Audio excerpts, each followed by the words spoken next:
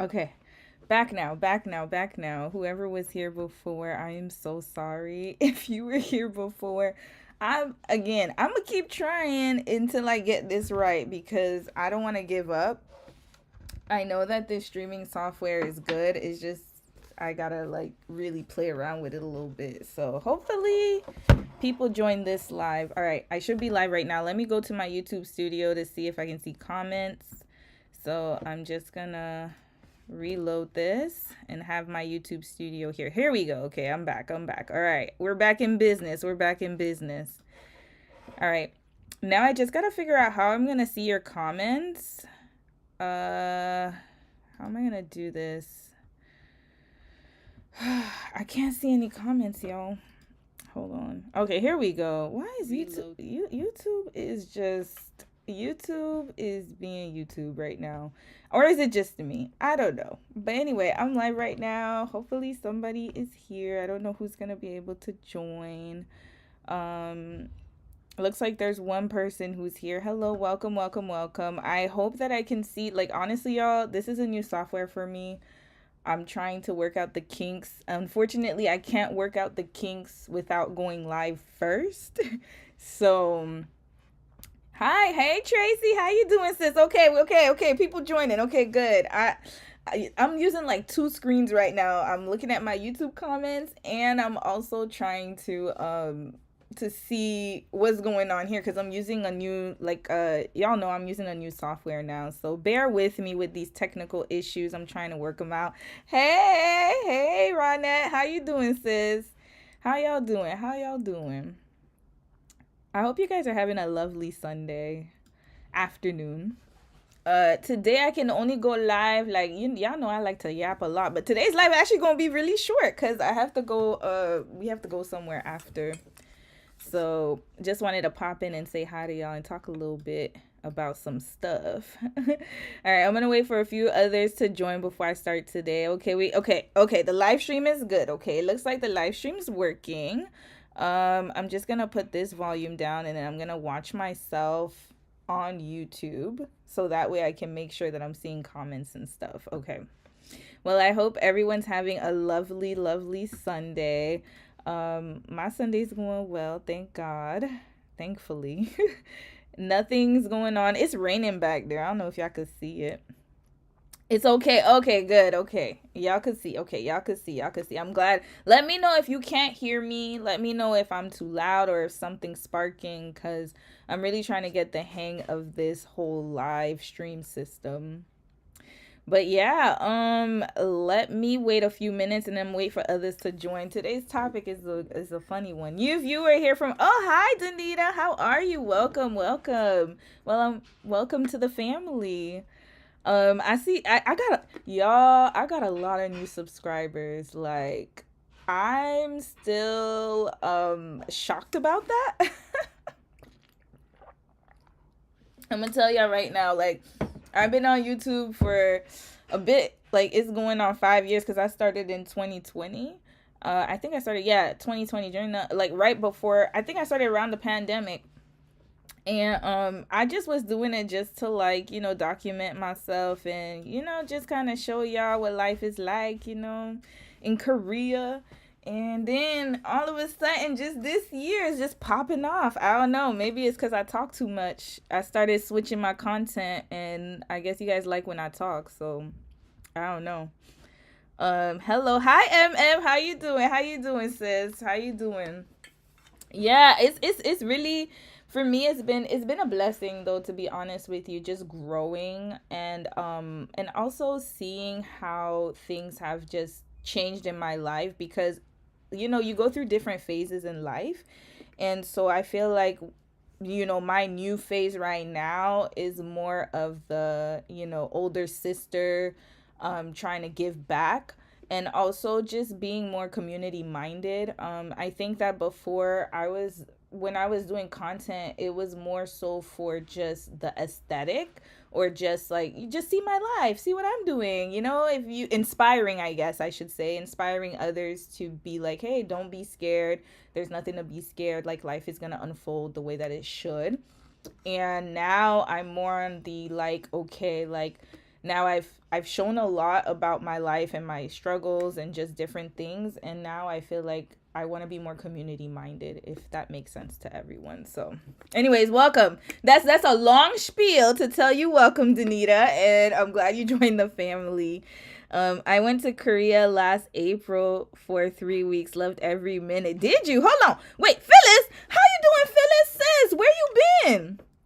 Where have you been? I've been waiting for you.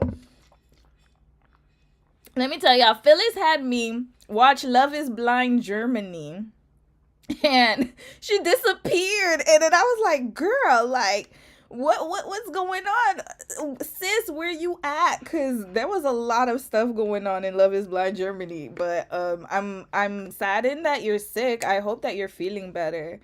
Hey Imani, how you doing, sis? I'm so happy for you. Glad your channel is great. Oh, thanks, I'm glad, but I'm gonna tell you, I'm a little scared because I don't think people know who I am. Okay, Danita. So Danita, you're new, and I'm sure there are other new viewers. Okay, I'm gonna introduce myself. Yes, my name is Roby. I am a millennial. I'm 39 years old. I just turned 39 like a week or two ago. I've had a lot of experiences in life. I've lived all over. I was raised in the United States. Then I moved to Canada, back to Canada. I was born in Canada, raised in the U.S., then moved back to Canada. And then I moved to South Korea in my 30s. And I lived there extensively for about 6 years. And now I'm back here in Canada, in Victoria. So I feel like I always have to tell people who I am, because I don't know, people gotta know who they watching. So yeah, you said you went to Korea last year for 3 weeks. Yeah, it was the best time. Spring is the best time to go to Korea. Best time to go to Korea is springtime. Don't go in the summer and don't go in the fall.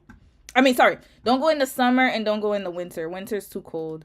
I find Korean winters are just so brutal, so I would never go in the winter time. I wouldn't recommend it. Summer, heck no. It was crazy. What a journey. Yeah, I done, that's why my name is Rome with Romy. I done been everywhere.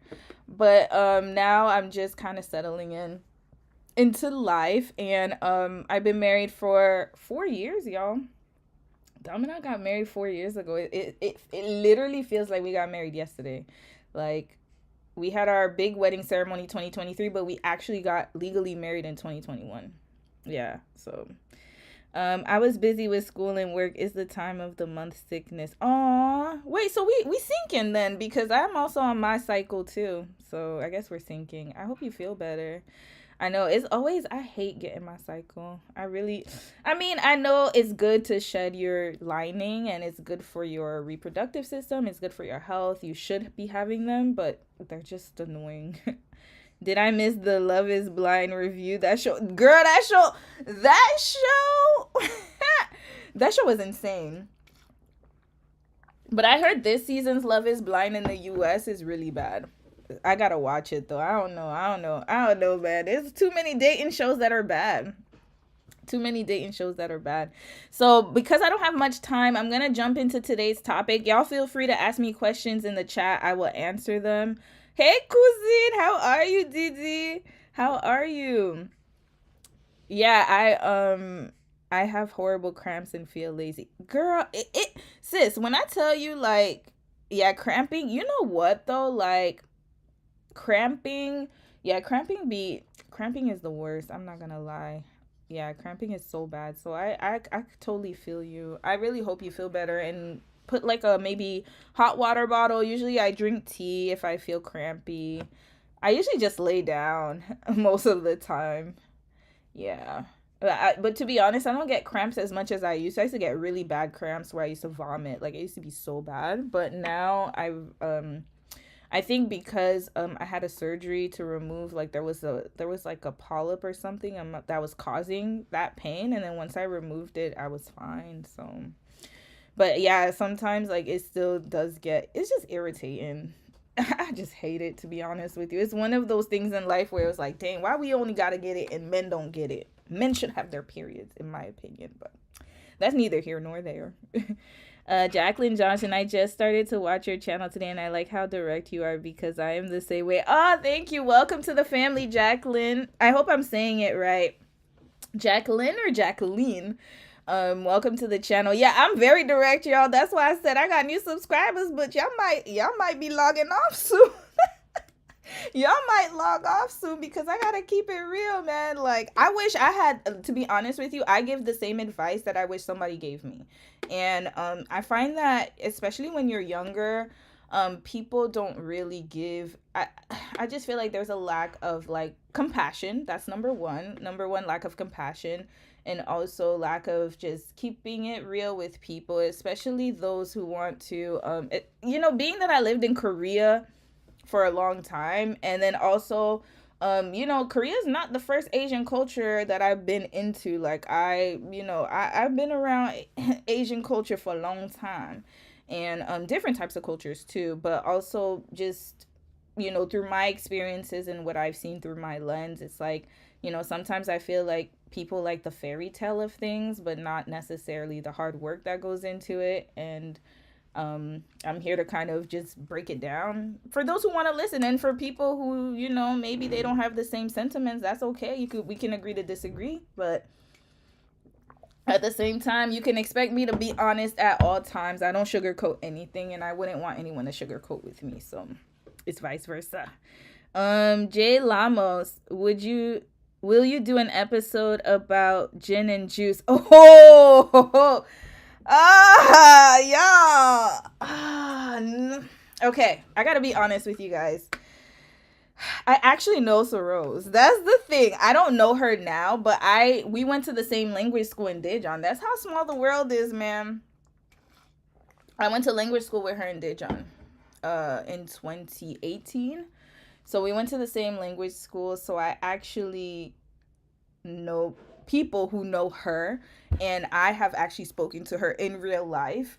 And I don't know, like, I feel like, okay, so you see, like, with Bia and Sanghoon, it was a little different because I don't know Bia from a can of paint, and if I knew her, I feel like it would have been the same situation where it's kind of like, ooh, like, I don't know if I want to do it, because just out of the strength of that I know her.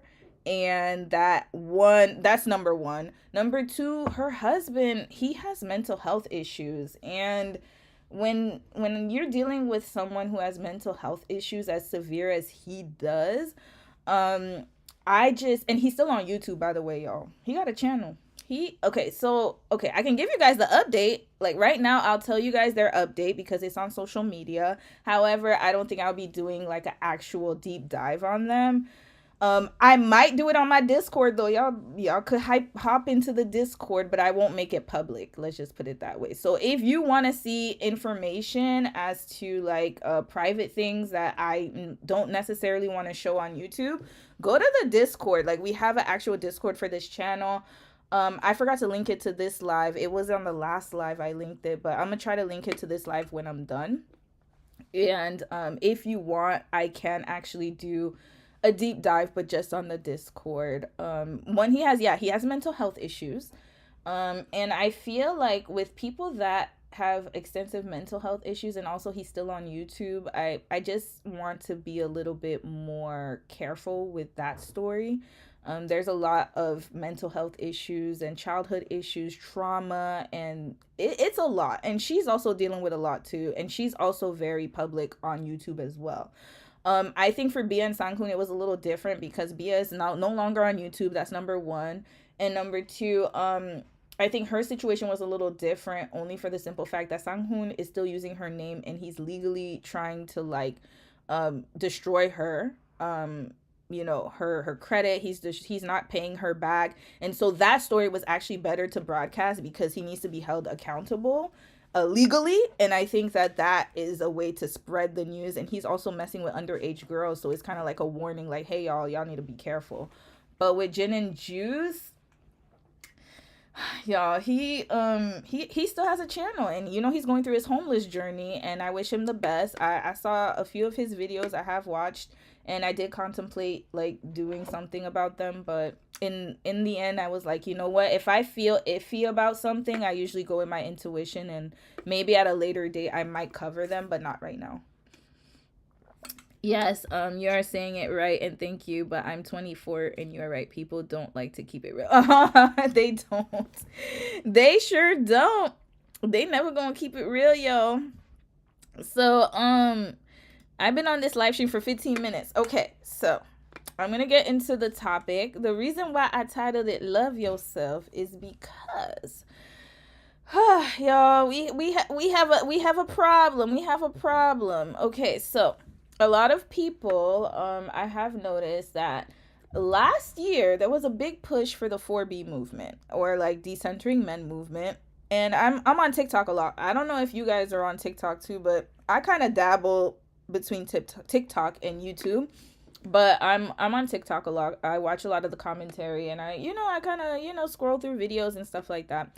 And so I realized that actually there's like this kind of weird like beef between people who are in relationships and people who are single.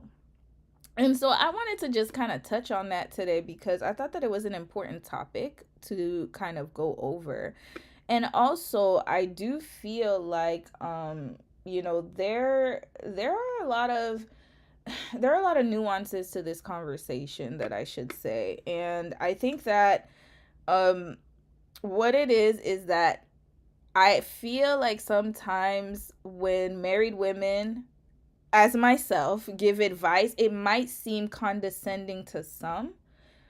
And so I want to make sure for me that, it's not something that I'm doing actively on my channel. And when I saw what was going on, I was like, "Ooh, I feel kind of bad," because, I never want people to feel like I'm talking down on people, especially because I'm going to be coming out with a lot more case studies.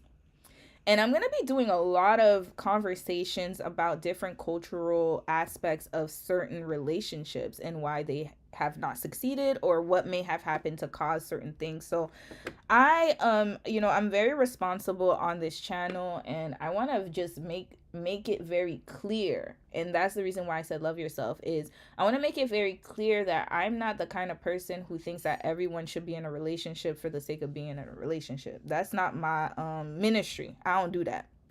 My ministry is from the fact that, again, I have a lot of new people watching my channel, so I'll touch upon it a little bit about my back life without going too into detail. I was the type of person, I never had a boyfriend, y'all. Like, I mean, when I had boyfriends, I mean, I had little church boyfriends because I grew up in church. But, like, I didn't have, like, a serious relationship, like, for real, until I got into my adulthood. Most of the times when I got into relationships, they were, like, situationships. Or I was always the girl who the guy didn't choose. And I was always, like, the backup, right? And so learning through that experience of dating, and then I did have a boyfriend when I was about like a serious boyfriend. My longest relationship before I met my husband was about 2 years. But y'all, I'm gonna spill my tea now, because if I'm gonna cover other people, I gotta talk about myself too. The guy that I was with, he didn't have a job when I met him. So I could see myself in Bia. So I wanted to make that very clear, that it's not that I'm talking down on, whoever. But it's more so like, I think a lot of us in relationships and in marriage, we have seen ourselves in people, I would say people who want to be in relationships and want to be married. And so when we give advice, it's basically off of us going through those experiences and knowing what has worked for us. And so kind of giving that advice like, okay, this had worked for me and it might work for you too. But I noticed that on TikTok, it was a little different. So I'm going to I'm going to share my screen and show y'all what I'm talking about, so you guys can see exactly what I'm talking about, because there was like a whole debacle, and it was on Valentine's Day of all days. It was I think Valentine's Day was last week. when was my birthday? Last week, yeah, last week. And so it spilled into TikTok, and it got the conversation started as to, like, are we giving the right advice to single women, right? So hold on a second, y'all. I gotta make sure. Hold on. Before I play the videos, wait. What just happened? Okay, I gotta make sure I gotta be able to access my live. So just one second, y'all, because I want to be able to see the comments. Hold on, one moment. I don't know what just happened. Okay, here we go. Hold on, y'all. 1 second. I'm sorry. I'm so sorry. Whoa. Okay, here we go. All right. So I'm going to share my screen. Let me know if you guys cannot hear it, because again, I'm starting something new. All right, let's screen share. So how can I screen share? You see, this is where my auntie jeans start to come out, because y'all, I've been feeling real old. Like I said, I turned 39 like a week ago. And now I really do feel like an auntie right now, because I'm like, hold up, like, how can I share my screen? Hold on, how do we share the screen now? Okay, I think it's this. Okay, hold on, max screen. Okay, window capture. Okay, I think it's this one. Is it this one? No, it's not. Okay, hold on, y'all. Hold on. I'm trying. How do I share my screen? Okay, no, that's not it. Okay, I don't know what I just did. No, that's not it. Okay. Okay, if I can't share my screen, I'm just gonna have to, like, just tell y'all the situation that happened, and y'all know I could come up with different characters. So hold on, let me try to see if I could share my screen. If not, I don't know if I'm gonna use this software again. Like, it's so complicated. Hold on. Let's not let this y'all ask me questions while I'm looking, so I could see if I can find in the meantime while I'm doing this. Hold on. How do I screen share? I should be able to do this. Okay. Hold on. Okay, there we go. Okay. Screen capture. Okay. Let's see if this works. Okay, here we go. All right. Yay. Okay. I hope you guys can see it. Let me go in the live and see what it looks like. Romy, you're still very young.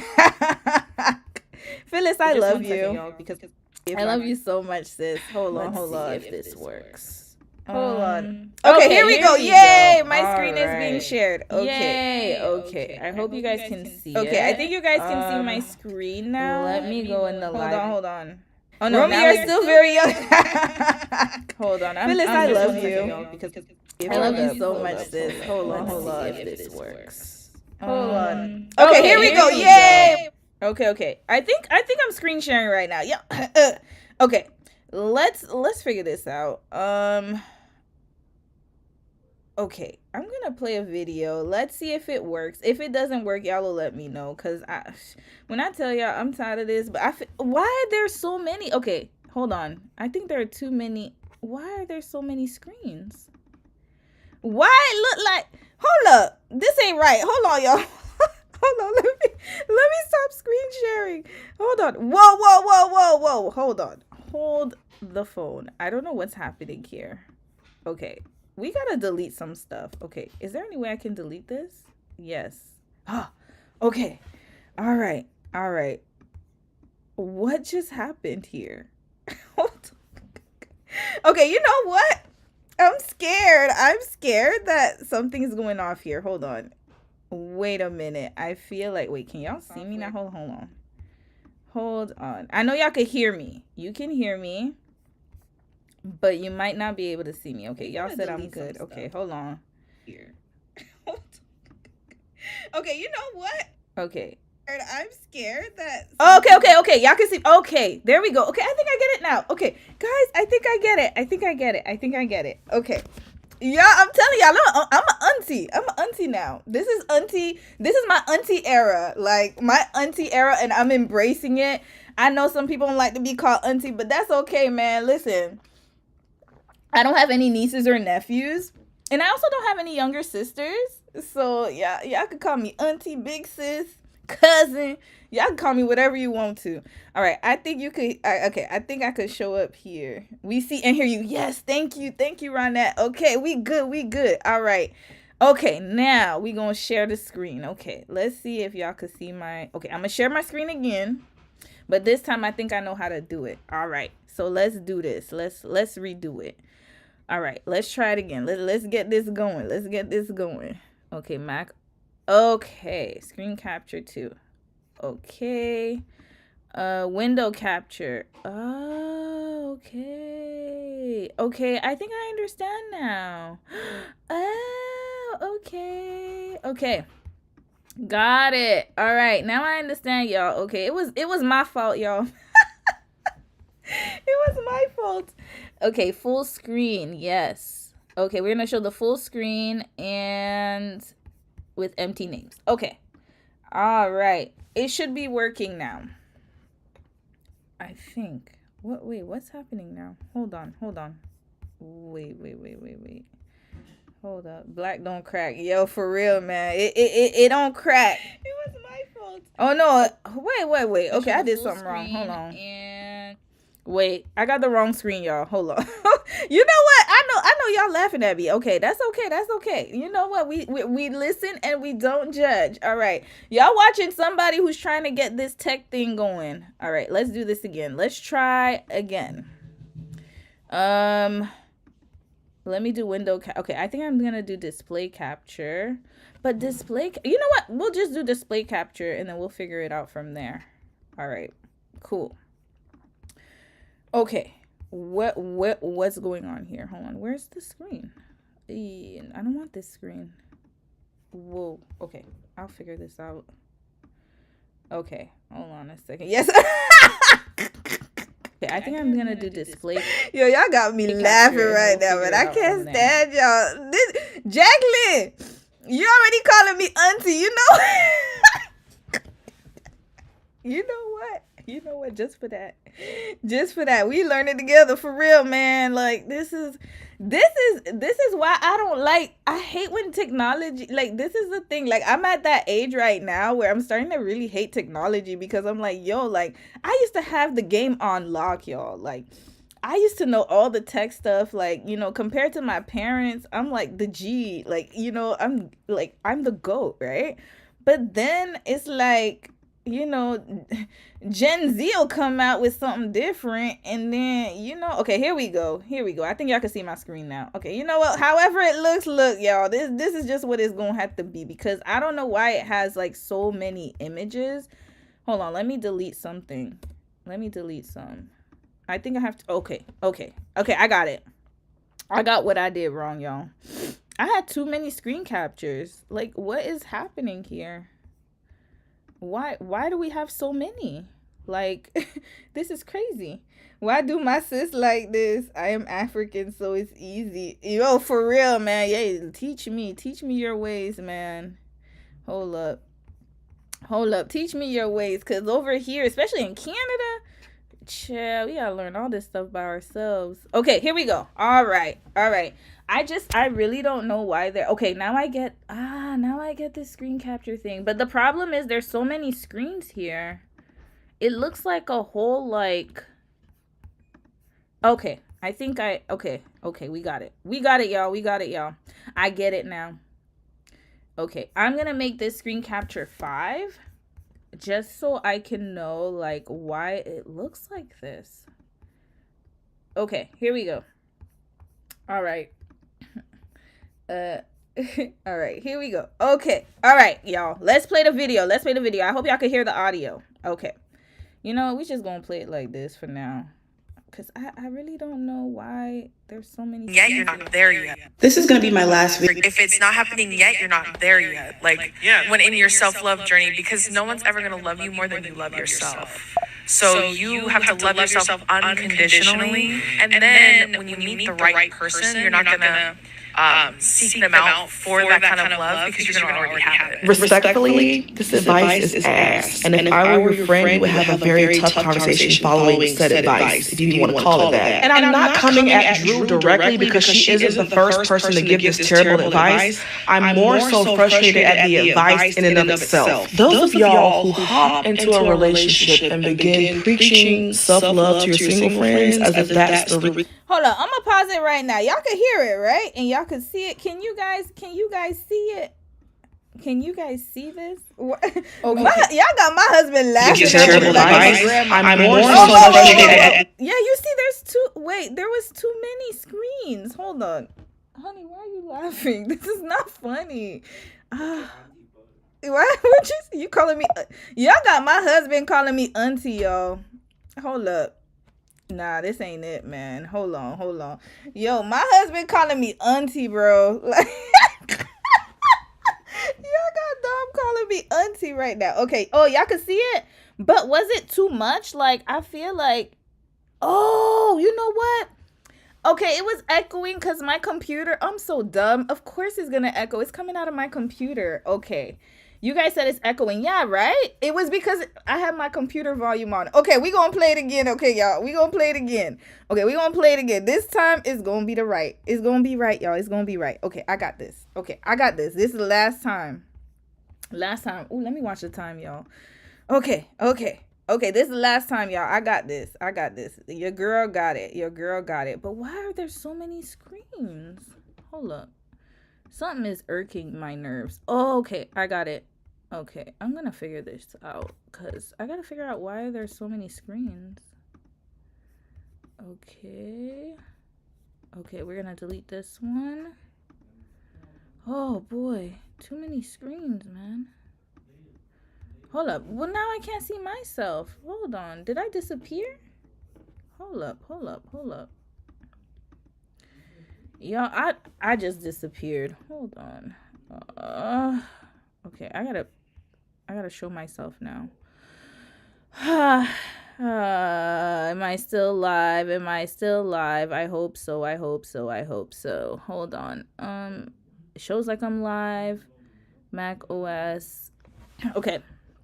Now I messed myself up. Like, I can't see myself now. Hold on. I hate this app. Okay, we're gonna do it. Okay, we're gonna do this. Hold on. Image. Hold on. Yeah, I have too many tabs open. You're right. But the thing is now, okay, video capture. Okay, here we go. Okay, now y'all gonna be able to see me now. Okay, here we go. Okay, I'm back now. Whew. All right. At least we got video capture. Okay, you guys can see me now. But now I'm trying to, I don't have a lot of screens open. That's the funniest thing. It's just really weird. I don't know. Okay, I'm live. Thank you. Hold on. Okay, let's do the screen capture. Okay, let's try it again. I really don't know why it's showing so many. Okay, application capture? No, display capture. Okay, I gotta figure this out, y'all. All right, we gonna figure this out. Okay, I have this screen open, this one open. Okay. All right. Well, I'm just gonna have to play it, and you guys will hear it. Why there's the sole reason why there's Can y'all see it? Because by your logic, everyone who has found their person has high self-love and high self-esteem and has had it since day one. Can we please be for real? Can we please be for real? By this logic, everyone who has met their right person met them when they were at the highest point of their self-love and self-esteem. When in reality, sometimes it takes meeting and being with that person and them seeing you for you to see yourself in a better way as well. Y'all. Okay, I have to make sure y'all could see it though, right? Like, can you delete? Yeah, you see, that's what I'm saying. Like, I don't know why. Okay, I'm gonna show y'all. Let me see if I could screen mirror. Cause look at this. Okay, I'm gonna show y'all. This is what the screen looks like for real. Like this. But then it's like there's so many screens. Like, I don't know where that's coming from. I don't have any tabs open, y'all. This is just it. I think it's not showing. Hold on a second. Maybe I need to do a full screen or something. I really don't know why it's doing that. It's really strange to me. I have to delete a few tabs. Yeah, that's what I'm saying. Okay, I'm gonna have to do that because it's weird. It's weird. And every time that I try to do it, like I don't know why it's doing it like that this time, because last time it was fine, and then all of a sudden, like, you see like all these tabs are but I don't have nothing on my computer. I'm gonna show y'all hold on.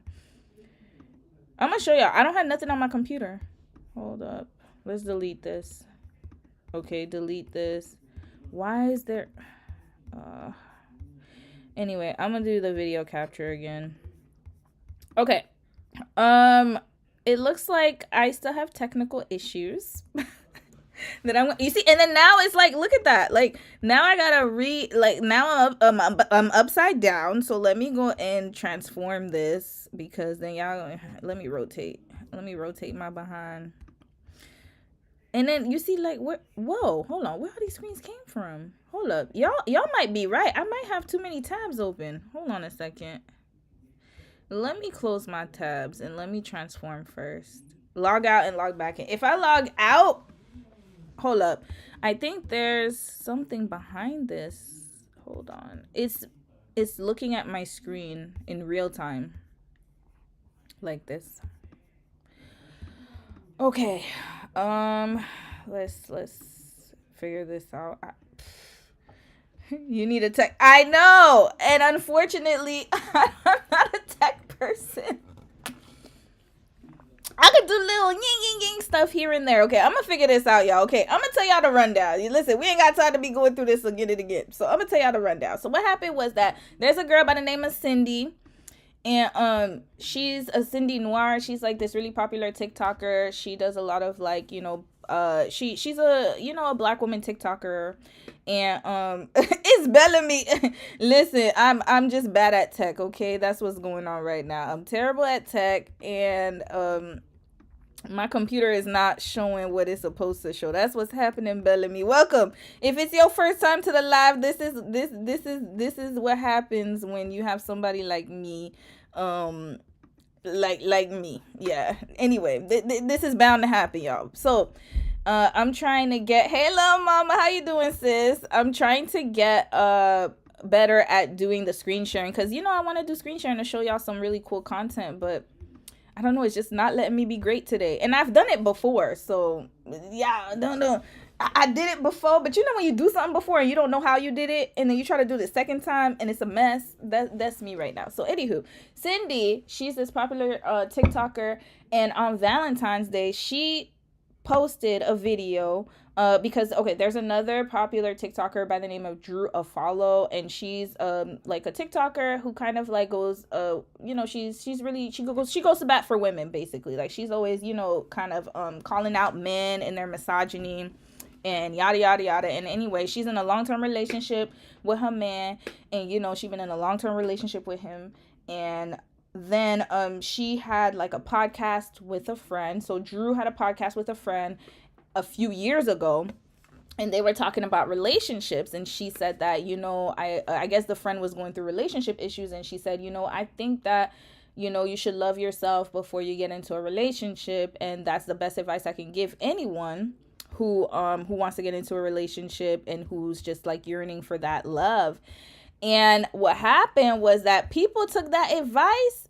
So Cindy watched it, and on Valentine's Day, she posted on TikTok, and she was upset because she was like, oh, like, I hate when people in relationships tell single women that they need to love themselves, because that's not right. I feel like it's like, she basically, the tone of her video was that she feels that when single people say that you should love yourself, it's really not helpful, and it's not helpful advice, and it's kind of condescending, and it's patronizing, because you're in a relationships. So how dare you tell us to love ourselves when there are people who don't love themselves and get into relationships? So that's the gist of the whole topic.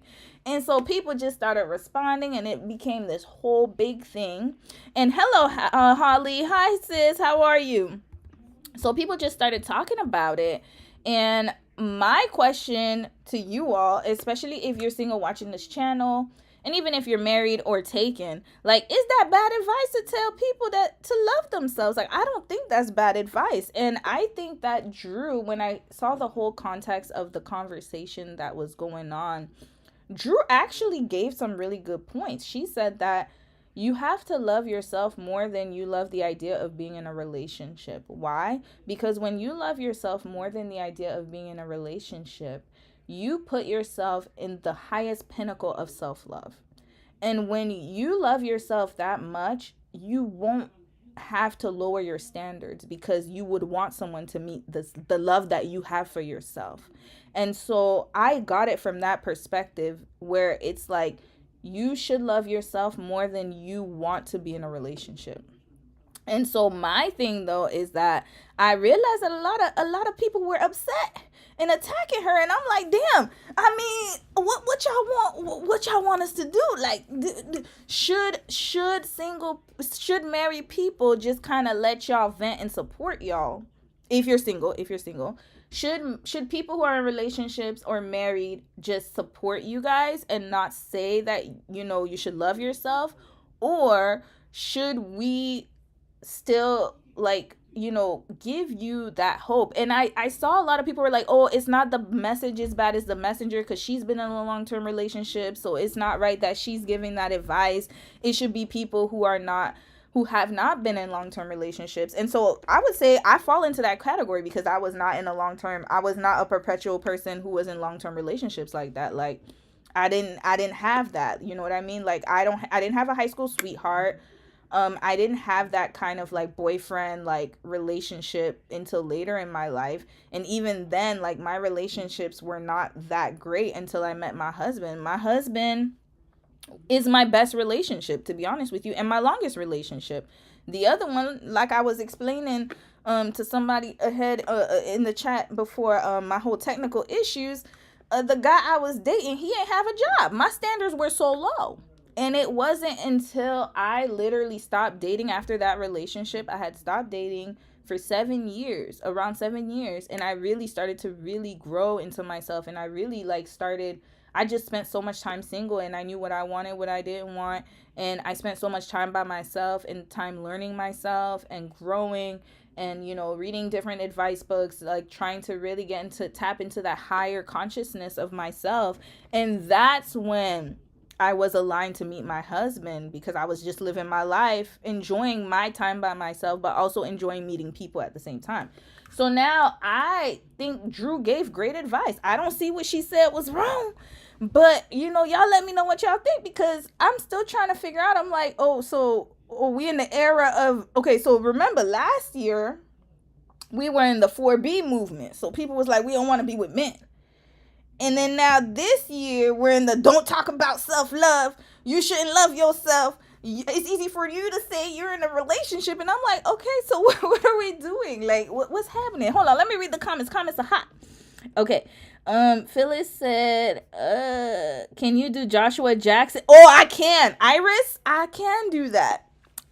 Whew, that was a mess of a relationship. I will do case studies. Y'all let me know who y'all want me to do case studies on. I literally have like a whole list, and no one is off limits. It can be any race, like black, white, Hispanic. I'm just doing Korean now because, it was just easy like to find that information, but I could also do other races too. I got a lot of red flag videos too. Like, it's a whole bunch of them.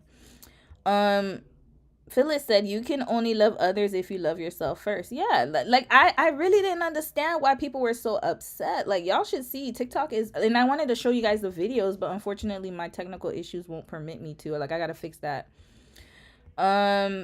Lil Mama said, I think you have to get to love yourself 100% first. Absolutely, I agree with that. No, it's never bad advice to love yourself. When you love yourself, you're able to love others. Absolutely. Who wrote that? Fabulous and 50s. I love that name, by the way. I learned some things. When you don't love yourself, you become desperate for that other person to fulfill you. Yes. Okay, I'm gonna spill my tea right now. I'm gonna spill my tea because, hell, if I'm doing case studies, because I don't want people to be like, you always talking about other people. You don't never talk about yourself. I'm about to spill my tea right now. Hold on. Did you pay your unemployed? No, I didn't. Iris, I didn't pay for him. He was okay. So my ex was Chinese. So he was born in China, but then he grew up. No, I lied. He's not from. Was he Chinese? Wait, he was from Hong Kong or China? Hold on, let me think. No, Hong Kong. His mom is from Hong Kong. His dad was from mainland China, I believe. But he was born in Hong Kong, and then he grew up in Canada.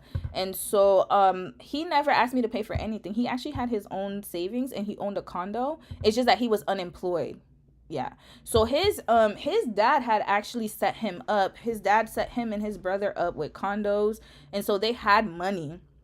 But the thing is, he ain't had a job. So he was jealous of me. Like, every time I got a promotion, he was like, and that's when Bia was talking about when Sang-hoon, if you watch the last case study, when she said that every time, like, she advanced, it would irk him because there was a certain level that she couldn't pass him, right? She couldn't surpass. And I felt that way in my old relationship when I started to make moves in my career, because he had money, but he didn't have a career. Whereas I had a career, but I didn't have money, right? Like, so I didn't have that, like, my parents giving me things and condos and paying for my stuff. He was living with his parents. They had a really, really nice house. Like, he was pretty rich. I'm not gonna lie. He was pretty rich. Like, not rich, but wealthy. Like, we'll just say wealthy. They were well off. They were very well off. And he didn't need me. I didn't pay for anything. He actually paid for our dates and stuff, but it was just he was jealous of me because I remember when I got, like, at that time I was working as an insurance. I was working as a customer service agent, and then I got a promotion as a underwriting in an underwriting company, insurance underwriting for commercial insurance. And he got upset. He didn't really get upset, but actually that was part of our breakup. He was jealous because I don't want to say, okay, so this is how the breakup went. So he was like, I feel like we're on two different pages, and he had spoken to his dad, and then his dad thinks that I'm too independent, and that is going to be a problem in the long run, and I'm more career driven, and that doesn't match with the type of life that his parents wanted for him. Not his mom. His mom was really cool, actually. His mom was very, very nice. I think it was more so his dad didn't want him with a woman who could surpass him.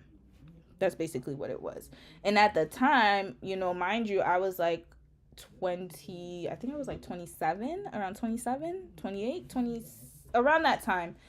And that was around like 2014-ish, 2013, 14-ish.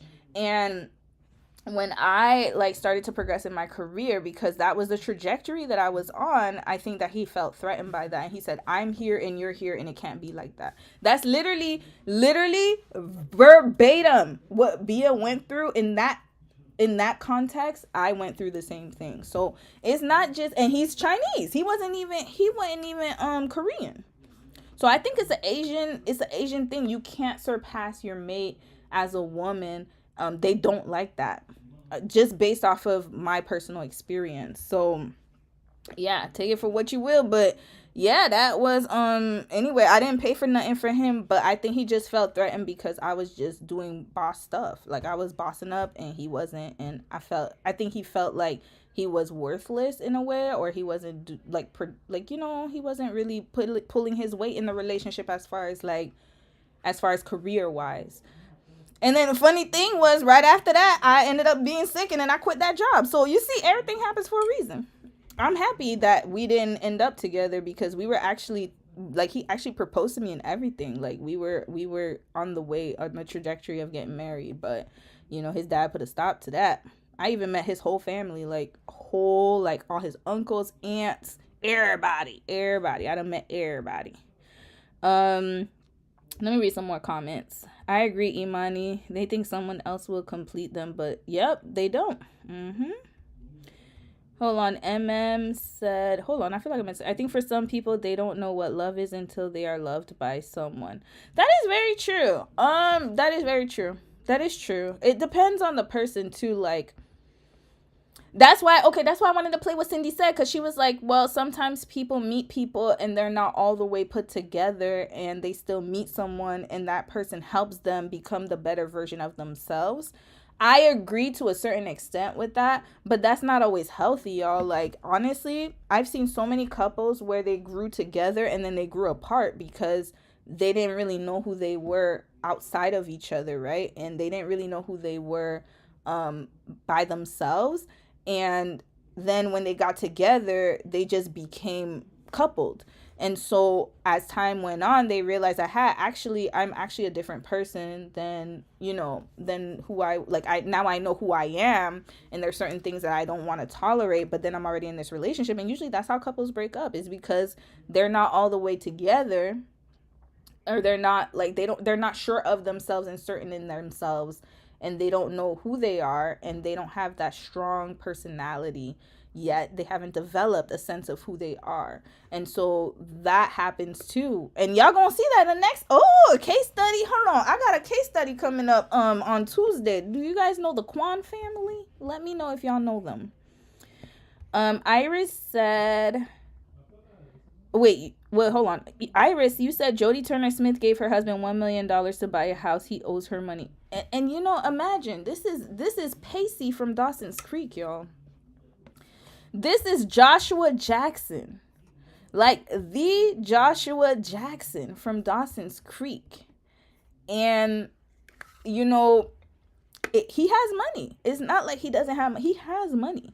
So I think he just wasn't really into her. She actually carried the whole relationship. We gotta talk about that. She carried the whole relationship. And she's the one who proposed to him, if I'm not mistaken. So she chased him. He didn't want her. But look at how he's treating Lupita, though. It's a whole different situation. I bet you he's not gonna ask Lupita for money. I bet you he won't do that. Ira said, did you think Korean men were attractive prior to meeting your husband? Oh yeah, I did. But I'll be honest with you, I didn't think I would end up with a Korean man, because I gotta watch what I say, because my husband is here. But he's talking to his mama right now. They can't hear me. Okay, so I'm gonna be honest with y'all. We're gonna be honest and transparent on this live. I was into Asian men, I would say, when I started looking at Asian men as like a prospect, because I didn't grow up around Asian men. I didn't have a lot of because I grew up in Florida, and in the area that I was in, it was mostly like Black, Hispanic, white, right? So I didn't really have the opportunity to meet Asian men until I moved to Montreal. And then I started and then I had this kind of situation with a coworker who was Chinese, but he was Canadian, but his parents are from China, right? And so that's when I started to really see Asian men as a prospect, because I was like, oh, they're very handsome. And I started to really see them because there are a lot of Asian men in Canada, and especially in Toronto and Montreal and, Vancouver. So I would say that I was attracted to Asian men. However, Korean men, not necessarily, because I always thought that, to be fair, okay, that was my past thought, y'all. My past thought. Please. I want to hear, okay, I want Korean men coming in here cussing me out. They looked a bit effeminate to me. Me personally, I don't like the tight pants. I'm not into that. I'm not into men who look like women. Sorry, that's just me personally. I don't like men who dress like very feminine. I like my men very masculine, and I like my men to look like a certain way. So for me, the Korean guys that I saw, they looked very they took care of themselves and all that stuff, which is not a problem, but for me they were too small. Like, I just felt like they were a little for me. That's just my personal opinion. And so I never looked at Korean men like that while I was in Canada. Nah. When I went to go visit Korea, I was like, oh. Because you see, there's only a small percentage that you see of Korean people in Canada, right? So it's a small percentage like that you'll see is, because we're minorities. Let's keep it real. We're minorities. So the percentage that I saw was actually not it's not a accurate description of the whole culture as a whole, because when you go to Korea, you'll see men of all types. Like, it's like an ice cream shop. And y'all see my husband, he's a Tonka truck. He's a big diesel dude. And so that's my type. That's my type. I did okay, let's be fair. I didn't always date buff guys. Like, I dated guys who were more like just, I wouldn't say he didn't have to be like buff, but for me, the style, like, I like more of like guys who like have kind of like, baseball hats. Like, I love a baseball hat. Like, I I like a sporty guy. I love sporty guys. That's just my style. I like guys who look sporty. So for me, you got a hat on. Like, I just love the fit, like the hat and the, little cute. I like the hip hop look. You know what I mean? Or if he doesn't have a hip hop look, I like the sporty look. But I don't like the like tight pants, and that's not my style. Again, if that's your thing, that's your thing. But for me, I just didn't like it. It wasn't my style. But anyway, to answer your question, I became very I would say that my attraction to Korean men grew while I was in Korea, but I didn't necessarily think that I would marry a Korean man, to be honest with you. I thought that I thought, to be fair, if I were to marry an Asian man, I really thought I was going to marry a Chinese man. That was my thought process, because I just heard so many things about Korean guys. And while I was in Korea, they told us not to date them. Even at my school, the professors were like, don't date them, because, they be having wives or, side girlfriends, and then they'll act like, they had little, they have their little things going on. So I was just like, I'm not really interested. But then, opportunities came, and then, you get to talking and chatting, and then boom, boom, boom, pow, right? So anyway, to answer your question, that's your question. Yes, I became attracted to Korean men while I lived in Korea, specifically when I was in Korea. Yes. Let me read some more comments. Whoa, I missed a lot. Imani said, I think we are in the culture that they are looking for someone to complete them, which I don't agree with. It puts too much pressure on another person. Yes, it does. Self-love isn't. I think so too. I think that nowadays, people are looking for people to complete them, and they're not necessarily like completing themselves, and that's put so much pressure, even on friendships. Like, when you're friends with someone, I feel like people are too demanding, and it becomes a bit hard to connect with people because, one, there's a loneliness factor because a lot of people are not in community anymore, and two, people don't know how to socialize anymore, right? And so then they're looking for you to complete them, and you're gonna make me happy, you're gonna fix me. It never works like that. Don't ever look outside of yourself to make yourself happy. Like, you gotta find it within, because if you're not happy with yourself, you're gonna hate being married. I'm being honest with y'all. You will hate being married. I gotta keep it real. You will hate being married. You will hate it, because once that honeymoon phase is gone, once y'all not oh, my man, my husband, and you get into the routine of actually having to deal with another human being with a different one, not only just a different sex, if that's your thing, but you're dealing with someone who, like, for me, for example, I grew up with someone who grew up in a completely different society, speaks a completely different language, has a completely different outlook on life. We grew up polar opposites of each other on that aspect. And then, of course, we have some, like, for us, our values are aligned, and I think that's what keeps us together, is we actually share similar interests and our values are aligned. But when it came to dealing with each other, like, on a day-to-day basis as a married couple, it's not easy. It's not an easy thing. So you really have to love who you are, because if not, marriage is not going to fix it for you. That person will not fix you. They will not fix you. If anything, they're going to test you. They're going to test you. Test your patience. Test your longevity. Test your loyalty. They're going to test all of that with you, because you're going to really go through a lot of challenges as a couple. And sometimes it may not even be you. It may be your family. Your family, especially if you come from a family, like my sister has sent me a video, and I'm gonna touch on this topic. It's called enmeshment. It's like when you're from a family, a big family, and it's not actually like they have a lot of toxic behaviors, and so they want to be very involved in your life.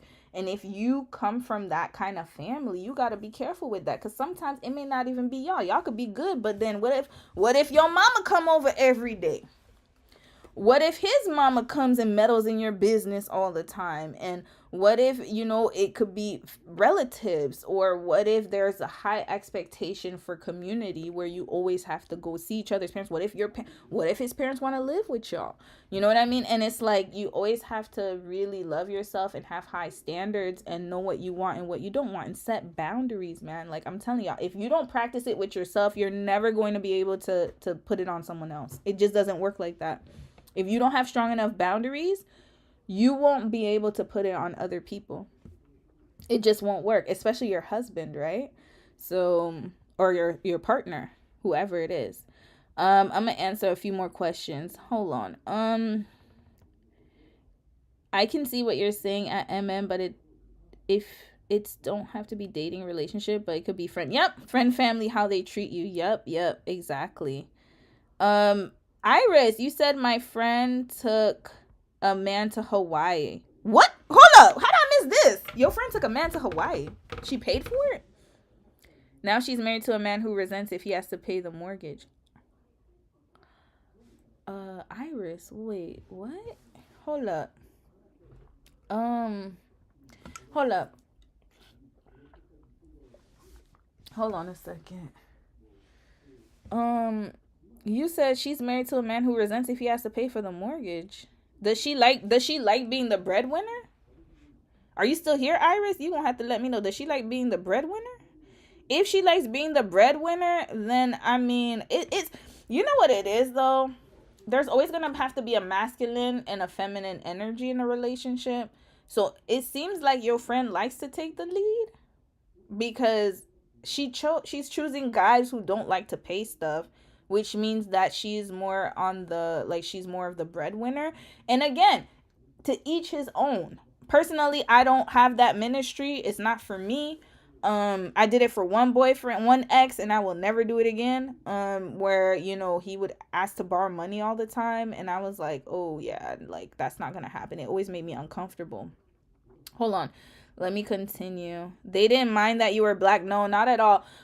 Okay, so I'll tell you my history. So the first guy that I dated interracially, the one I told you guys that I met at work, it was a situationship. And his mom didn't really know about me. So I can't really say if she liked me or not. There's that. But we would she would see me, but she thought I was just his friend. But she didn't really care. So I was just there, but she didn't know we were kind of sneaky linking. Y'all, I was young, okay? I was 21. Young and dumb. And then my other relationships were not really relationships. It was just guys that I was just dating, just here and there. And then after I would say a few years, then I met the Chinese ex. Let's call him, he's Canadian though, Chinese Canadian, whatever you want to call him. So I met his mom. His mom was super sweet, very nice, very welcoming. His mom was amazing. She was so pretty. His whole family, his mom's side was real cool. And I think it was because one of their cousins had married a mixed man. He was half black, half black, half Asian. His mom was black and his dad was Asian. And so I think that's why they were more open-minded. And then his dad was a little iffy. He wanted him to marry a Chinese girl, but then his dad was all whatever. To be honest with you, I think his dad was not for it, for the simple fact that I was very independent and career driven. That's what really bothered him more than anything. I didn't hear anything about my race. It was more so I was going to basically make his son look weak. And he ain't like that. So there goes misogyny right there. All right.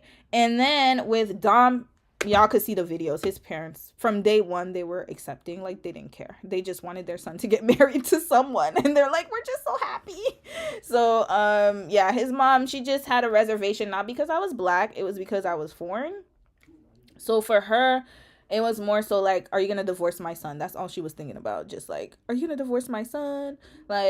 Are you into Korean culture? Do you know about Korean culture? Those are the questions that she was more worried about than anything. But my race wasn't a factor for them. They didn't really give a crap. They were just as long as my son, she was as long as my son loves you and you love him, I don't really care. And till this day, she's still the same. All right, let me read some more comments. Uh, Proposed to you with a ring. Yeah, he got a ring. Yo, he had money. He just ain't had a job. He got a ring from we have a ring store here called oh my god, what's the name of that store? It's a really popular jewelry store. It wasn't a big ring, but it was a ring. He was so proud when he bought it too. And he let me keep the ring. I actually had the ring and then I gave it to my cousin.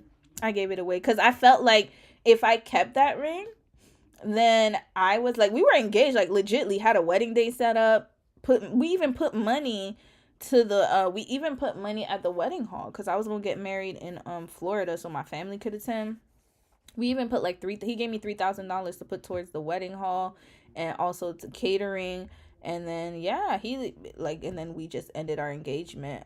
Once once my career like started going up, he was like, oh nah. So then when we broke up, like we broke up really clean. He was just like, I don't think that this is for me. I think that I think that my dad's right. I think you're too independent, and I prefer someone who's not as independent, and I need to get my life together, da da da da. And so we broke up, and then yeah, and then he let me keep everything. He gave me a necklace. He gave me a really beautiful necklace. Like it was like I don't know. It was like he gave me a lot of stuff. I ain't gonna lie. He gave me a lot of gifts. Chinese men are very Chinese men give a lot of money. That's what I was gonna say. Not the first bum I was dealing with, but this one, my ex, like the one that I was with for 2 years, he actually gave me a lot of gifts. Yeah, he did, and he let me keep every one of them, and then I gave them away.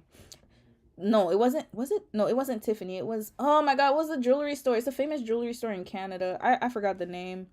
I'll see if I could find it, y'all. It's been a long time. Yeah. So I'm reading more comments. When his house burned down, he now says he can't afford to pay her back or pay child support. Hold on, he got kids? Hold on, Iris, who is your friend? Who we talking about? We talking about the friend that the guy doesn't want to pay the mortgage? Oh, he broke up with Lupita? Oh, you're talking about Josh Jackson. Oh, okay. Oh, I need to do a story on them. Hold on, I might need to.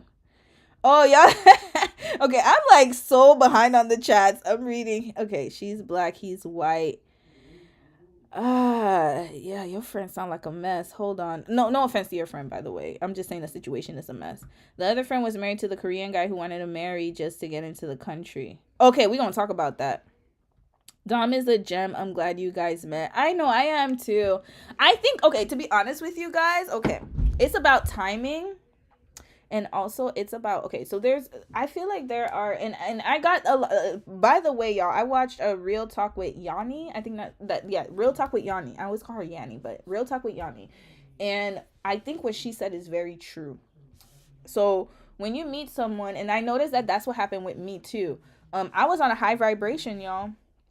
I was on a high vibration. And when I started, like, I literally at that time, I was meeting men, but for the fact of friendship. It was just like, okay, I'm about to leave. Like, I was still in grad school. I was about to graduate the next year.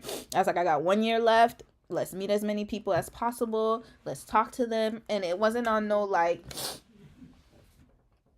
sorry about that. It wasn't on no, like, oh yeah, like, I just want a relationship. I want to be da-da-da. I knew my standards. So it was like, I didn't mind dating, but then I knew that once I saw a red flag, I was out. And I didn't stop dating. Like, I didn't stop meeting new people just because I thought one person was a prospect. I kept meeting people until I met Dom. And then once Dom locked it in, then we was locked in. And then he made sure I deleted that app, boy. He was like, you still got Hello Talk on your phone? I was like, no. He had me deleted in front of him, and then he deleted his in front of me, and then that was it. And we've been locked in ever since. So yeah, we're gonna talk about Korean men who just want to get in the country in just a moment. J-Lo and Ben Affleck. Sis, J-Lo and Ben Affleck, those two, first of all, J-Lo's on her, like, what was that, the fourth? I think that was her fourth marriage. Okay, I might do them. I'll do them on a dry day, because that was a mess of a situation. Did your husband know much about black culture?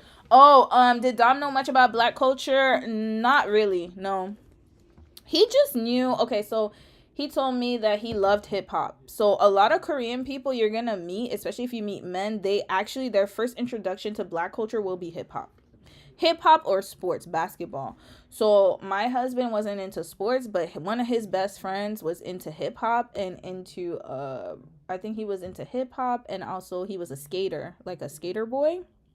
Cause at that time, you gotta remember we're like Dom and I are born the same year, so at that time, especially like when we were in high school, that was the Avril Lavigne era, skaters, and it was just like different kind of music. You had the hip hop music, but then you had different stuff going on.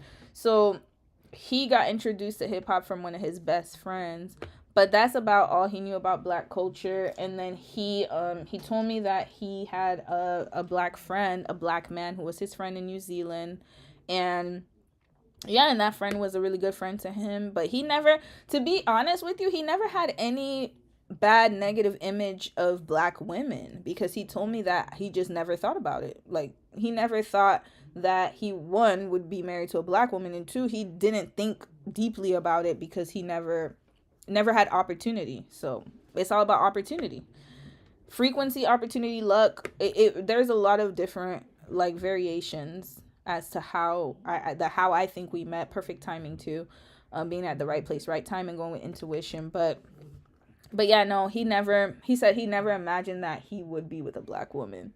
But now that he's with a black woman, his perspectives have changed. He was like, dang, I didn't know how beautiful y'all was.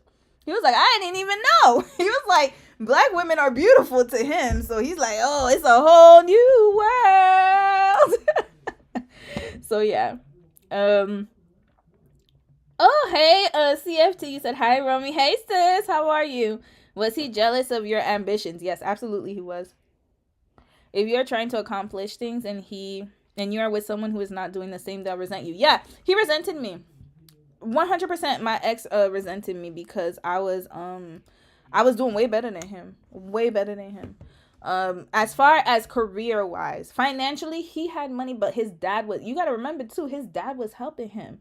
His parents were supporting him financially. So he felt like, cause I got it out the mud, whereas he had to get that from his parents. So there was a sense of resentment that he couldn't do what I could do. You know what I mean? Like, I always had to get my own stuff. Like, I never, like, my parents love them forever, but they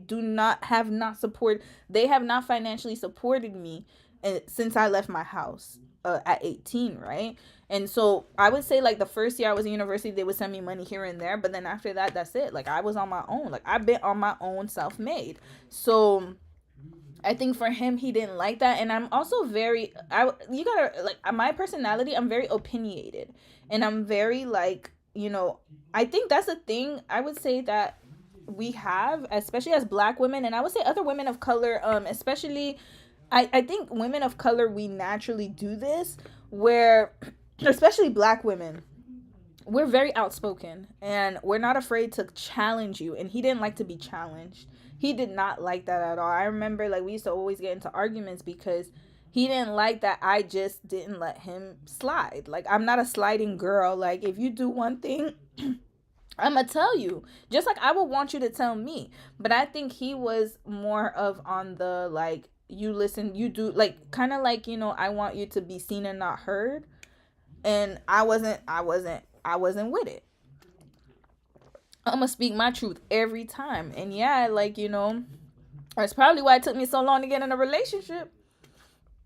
But I have to be true to myself. Like, I don't want to be someone I'm not, especially when you're dealing with men who come from a very traditional culture. We're gonna get on that, about how men are becoming more conservative. That's gonna be the next live. But I just wanted to, like, for me personally speaking, I don't like to be hushed. And also, I'm very, like, I'm a feminist. Like, I'll be honest, I'm a feminist, y'all. And I know, like, my brother the other day, when I said I'm a feminist, he was like, oh, like, he was like, oh, like, you are? And I'm like, yeah. I was like, I believe in women's rights. That's it. Like, I just believe in women's rights, meaning that, with every like with every political thought and ideology, there's always an extreme, and there's always like, like there's always an extreme of it. Of course, I'm not going to be like, oh, men, all men suck and men this and men that. I'm not that type of person. Like, I believe there are good men just like there are bad men, just like there are good women and bad women. Like, I just feel like I'm not a woman that can just be seen and not heard. That's not me at all. It's never been. My daddy raised me to be like this. Like, he wanted me to have rights. He wants me to be outspoken. He's always told me women, he was like, women are not like, like one thing he always told me, he was like, don't ever let a man disrespect you. You speak your mind, you tell the truth, and even if you're a woman, you should be proud to be one. And so I've always held that, and I would say that was because my dad always said that you can't he always said he wanted men to respect us, and don't ever shrink yourself just to make somebody feel better. If he feels like you're too much, and that means he's not the one for you. And so, of course, there are ways you can say things. I'm not going to disrespect my husband. Like, I know when to be like, I know how to move in my relationship, I should say. But if a man is expecting me not to have an opinion, not to say my truth, that ain't gonna happen. Never gonna happen. It'll never be that. And the funny thing is, Dom's mom is the same way. And Dom's grandma, rest in peace. Trey Chunga, she did not play. She spoke her mind. Like, that's probably why she was so single all the time. She wasn't with it. And so, when you have that kind of strong personality, I have a very strong personality, and I think that you have to be very secure in your manhood to deal with a woman like me. I'm sorry. Because I'm gonna let you know every time. Like, no, you gotta be strong in your manhood. You gotta be strong in your manhood, because I'm gonna let you know every time. Like, I'm not gonna boost your ego unless it needs to be boosted. So you gotta, like, you're doing a really great job if I'm boosting your ego because you're a good man, right? You're not gonna get the accolades from me just because you're a man. It's not gonna happen. Like, you gotta be a good man. I'm not gonna make you look better in front of everybody just because you a man. That ain't gonna work for me. I'm sorry. So if y'all hear me say that Dom's a great man, just best believe he really is, because I would be airing him out if he wasn't. I'll be honest with y'all. All right, let me read some more comments. Chinese men do give money, but if he's not working, I don't know how he can buy them. Who spends when you're not working? Well, he did. He gave me, yeah, he spent. But remember, I told you he had a condo his dad gave him, so he was making money, like the monthly payments. He was making what they call it, the income, I'm losing my words. Y'all know the income, the income, the monthly income that comes in. I forgot what it's called. There's a word for it. You killing me, auntie. Oh, well. I'm telling y'all, yeah. Like I told you, Jacqueline, the newbies on this live, this is how I am for real. Like, this is, I hope people know this is the real me. So hold up, Iris, I need to hear more. Right, little mama, we need Iris to talk. Iris, you gotta spill tea. What's up with this Hawaii couple? And I'm gonna get on your comment, Iris, about the you said that one of your friends was with a Korean guy, and you think he just wanted papers. I'm gonna teach y'all how to identify when somebody just wants papers, because there are a lot of paper hunters out there, and a lot of content hunters out there. Just letting y'all know. Cry Love said, I found your channel the other day and you are hilarious. Oh, thank you. I'm glad I make y'all laugh. I just be speaking. Yep, she did. She was also black. I think some women feel they need to show that they have to offer or show what they can do to earn love. That is very true. The problem is they end up doing everything. That is very true. You know what? Like, in my past relationships, yeah, it was low self-esteem.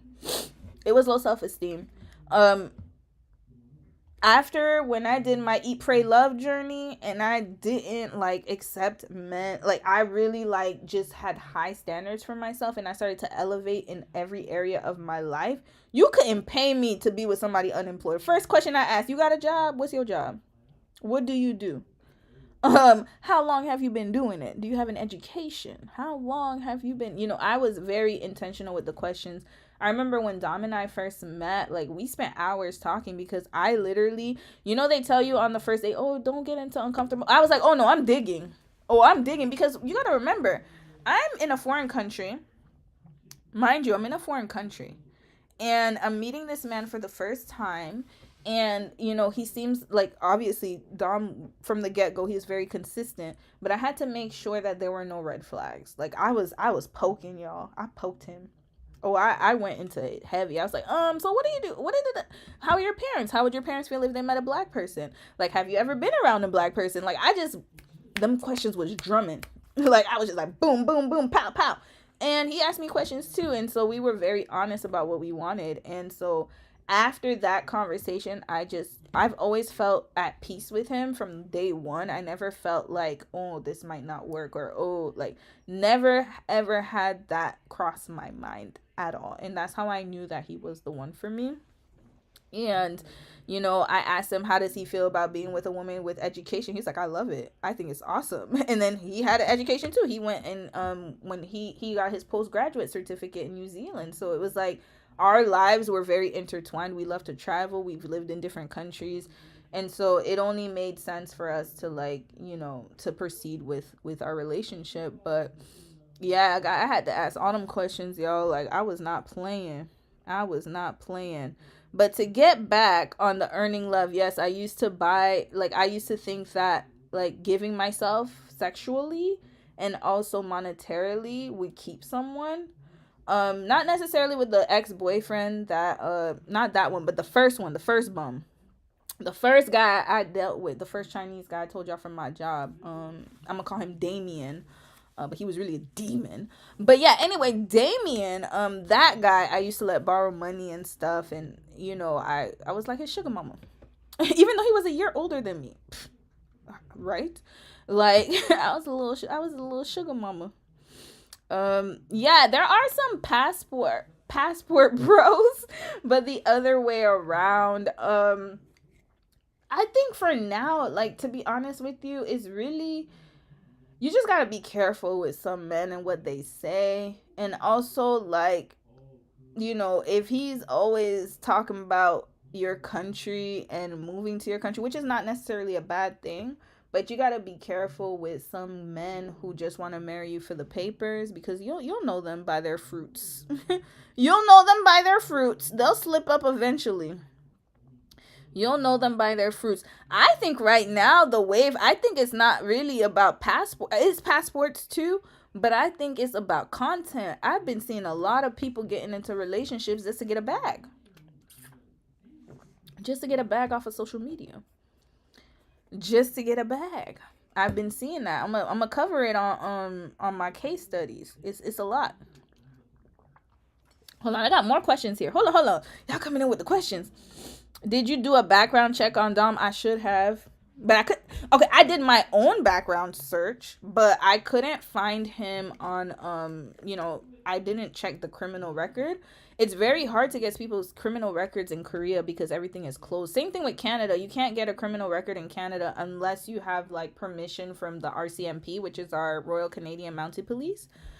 It's not the same as US where everything is open records. So you really got to go with your gut and with, like, just hearing them and meeting people in their lives. Yeah, that's the best way you can get to know who they are. And checking their credentials too, right? So I did check him on Kakao. I made sure that his name and his numbers lined up, which they did. I checked his social media handles, everything. And so everything was fine. Only thing though that was funny is that I did see this little girl talking to him or whatever, but she stopped commenting once we got together. I made sure of that. I was like, who that? Who's that? She was some girl in I forgot what country she was in. Yeah, he was talking to girls worldwide. I was like, oh hell no. Yeah, because he used to put pictures of his bodybuilding journey of him shirtless, and like he used to have like all of his eating habits and everything. Girls used to just be commenting on his Instagram, and I was like, oh, okay, you had a little fandom going on. Well, I shut that down. Let me stop. I didn't shut it down. He just naturally, once he met me, he just stopped like interacting with those girls that would comment on his Instagram. All right, hold on. Let me read more questions. I'm talking way too much today, but Dom is still talking to his parents. Until he stops talking, I'm gonna stop talking, and then I have to get going. You said one of my friends met a Korean man online and brought him to the States. She said he wanted his American dream and was disappointed that he couldn't become rich right away. What was his income? Like, what was he doing for a living? That's what I want to know. Cause what American dream? Okay. Oh, there. Okay. Let me tell y'all a surefire way to tell if this man is only there for the papers. Can he be successful in his home country? Y'all gotta look out for those signs. If he cannot be successful in his home country, and if he is especially if he doesn't have an education, that's a problem. Because I had said it in one of my lives where it's like, if you're from America or even Canada, I would say North America, except Mexico. I think Mexico's a little different too. If you're from North America or a Western country, you can get away with not having an education and being successful. However, if you're from a country, especially like Korea, and if he says he doesn't have an education, that's a red flag. I'm gonna let y'all know that right now. Why it's a red flag? Because chances are that he's not going to be employable, because they do not employ people without education unless you work at a low wage job. So in order to survive in Korean society, you need to be making money. So if he doesn't have any credentials, or he hasn't had a work history in Korea, or especially in Korea or Asian countries, no work history, or he's doing off and on jobs, and or he doesn't have like an extensive career path or an actual career path, that's a red flag. And so if he meets you and he's all of a sudden talking about, oh, let's go to America, let's go to Canada, or let's go wherever, and he don't got nothing going, like he could never make it on his own in Korea, that's a big red flag. Y'all gotta look out for that, because that's real. He has to, like, you gotta make sure that he has an education and that he has work experience in that field. If he doesn't have any work experience in that field, consider yourself warned. That's why I want to know what his job was over there. What did he do? I already answered that question. Are you American or Canadian? What did I study in school? Oh, okay. So Iris, I am Canadian born, but I moved to America when I was 4 years old. I was raised in Florida, Fort Lauderdale. So I was raised in Fort Lauderdale, Florida from the age of 4 till 18. And then when I was 18, I moved back to Canada. I moved back to Montreal for school, and I've been in Canada ever since. And then I lived in Korea for 6 years. But I have an American accent because that's where I grew up. That's why I sound like this. And so it took a lot for me to adapt to Canadian life. I'm not gonna lie, because it's a little different. But I moved back to Canada when I was 18. And what did I study? Let's start. Let's start that. Okay, so I actually was a college dropout. So I went to school when I graduated. So I would say from the age 19 to like 21. I dropped out of school at 21, and then I went back to get my degree at 28. I graduated at 31, so I got my degree in political science. Then I got a master's degree in international business, and with a minor in international relations, and I also have a certificate in public relations. And then I am now getting my graduate certificate in project management. So that's my educational background. So I done been around the world. And I got my master's in Korea. So yeah, that was one of the reasons I stayed in Korea so long, is that I was a student. And I worked in Korea too. So I literally have 3 experiences in Korea. I have the experience of working in Korea because I worked. And then I went to school in Korea. So I was a grad school student. And then my last experience in Korea was as a wife. So yeah, did all that. Y'all laughing, sugar mama. You see my cousin laughing, DD30 laughing, because she know who I'm talking about. She was there for the ride. If y'all want to ask her questions about the bum that I was with, she was there. She knows who I was dealing with. She was there. She remembers. Um, she said she was talking about going to America almost instantly. He was deported with his last wife. Oh yeah, because he was deported with his last wife. Little mama, you said what's his name? Wouldn't come see me, and I was just 20 minutes away. His being he ain't trying to come to America. What? What happened there? A guy was trying to get me to visit him from college, and when I did the background check, he had 2 bankruptcies. Oh, that's a red flag. Yeah. Good for you, Iris. Yeah, no bankruptcy. No. It's 2. Not only just 1, but 2. That's a lot. Yes, I think you should background check people, y'all, if you can. I was just saying, like, in Korea, it's hard, but yeah, if you can, definitely do it. Jacqueline said the mask fell off, auntie. It's just getting sad and hard for us single people out here. There's a lot of masks that's going to be falling off, y'all. I'm telling y'all, you just got to recognize the signs. You should do a video on background checking in Korea. I'm going to try to look it up for you. It's very difficult, but, like, there are ways to do it. Like, you can always know if a guy has a second family or something. Phyllis said, be careful with Nigerian prince. Yes, there are a lot of them. They are getting crafty, y'all. They're getting very crafty. A lot of scams these days are getting very crafty. Y'all gotta be careful, especially with AI coming out. You just gotta. I just delete everything. Like I'm always a block and delete girly. Anything I see suspicious, block. I really think he thought he was better than most people, and if he worked hard, he'd be rich. Americans were not trying hard enough. Working hard enough is BS. I did a live on that. Actually, the U.S. is the second country with the most overtime hours. That's the second most overworked country in the world is America. The first one is Korea. And then the third one is Japan. Imagine. America is the second. So it's so crazy because people think that, people here are lazy and good for nothing in North America, and they think we're not trying hard enough. Well, they gonna find out. It's the system that's against us. Let's just put it that way, right? So, why didn't you go to college in the U.S.? Is it because it's cheaper? Yes, absolutely. It's because it was cheaper.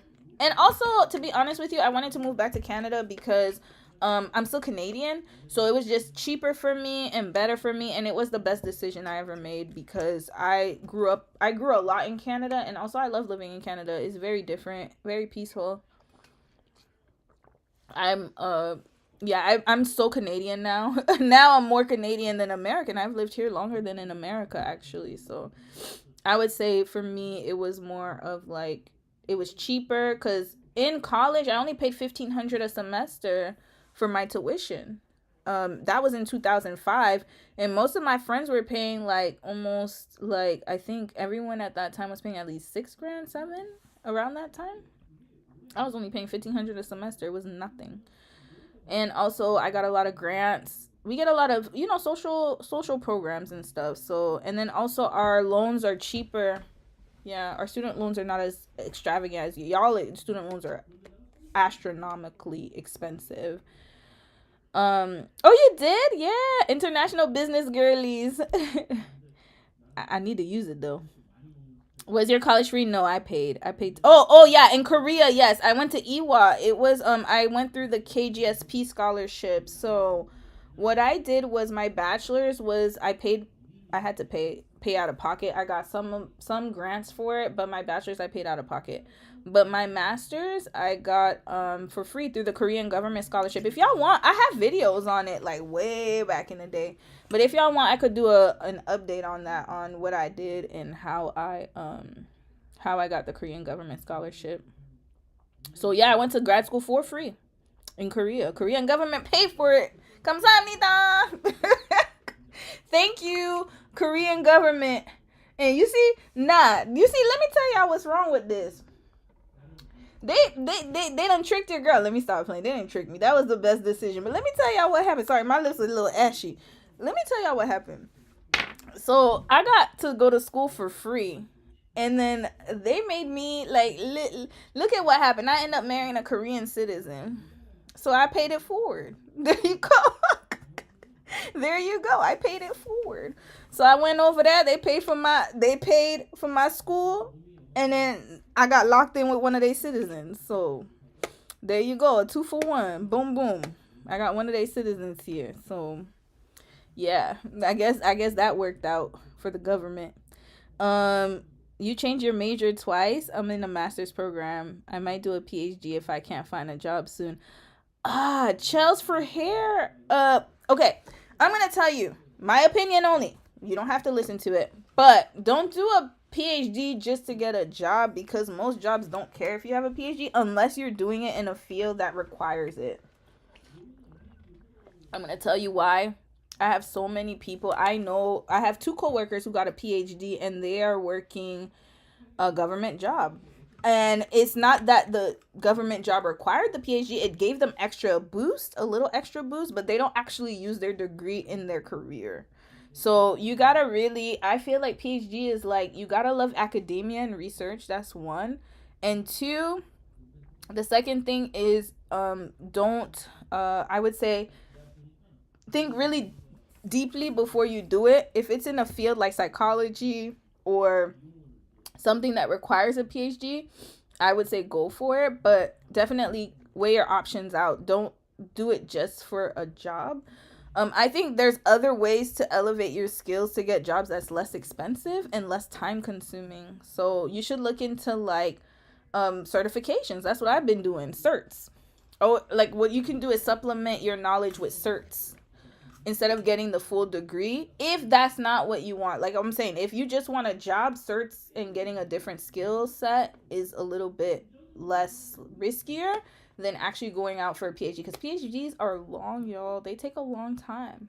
A long time. And you really got to be into what you're doing in your research. And then when you're out of the PhD, like PhD take at least like 8 years. I think 6-7 years. Sometimes they have accelerated ones, but all my friends that were in PhDs, they ended up going back into the regular job market. They're not even in academia. So, and then they didn't even need it.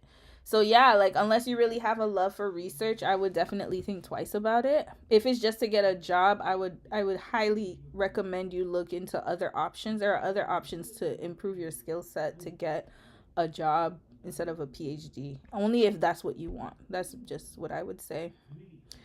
Um I wonder if the bum you were with follows you. Girl, he found me on LinkedIn. I ain't tell you, I ain't talked to him for years, and then he found me on LinkedIn one time. And then he tried to follow me on Facebook. I blocked him. I don't think he's gonna follow me now because I'm married. I don't think so. And he's married too. He has 2 kids. He's married with children, so he shouldn't be following me actually. All right, I'm gonna read a few more. Dom is still on the phone, but I think I gotta eat now. The guy had 2 bankruptcies. He said they were strategic to file. He was irked and stopped calling. Chapter 7. I mean, not saying that there's anything wrong with people who go to bankruptcy. I get it, but that means you're not financially responsible, which is a red flag.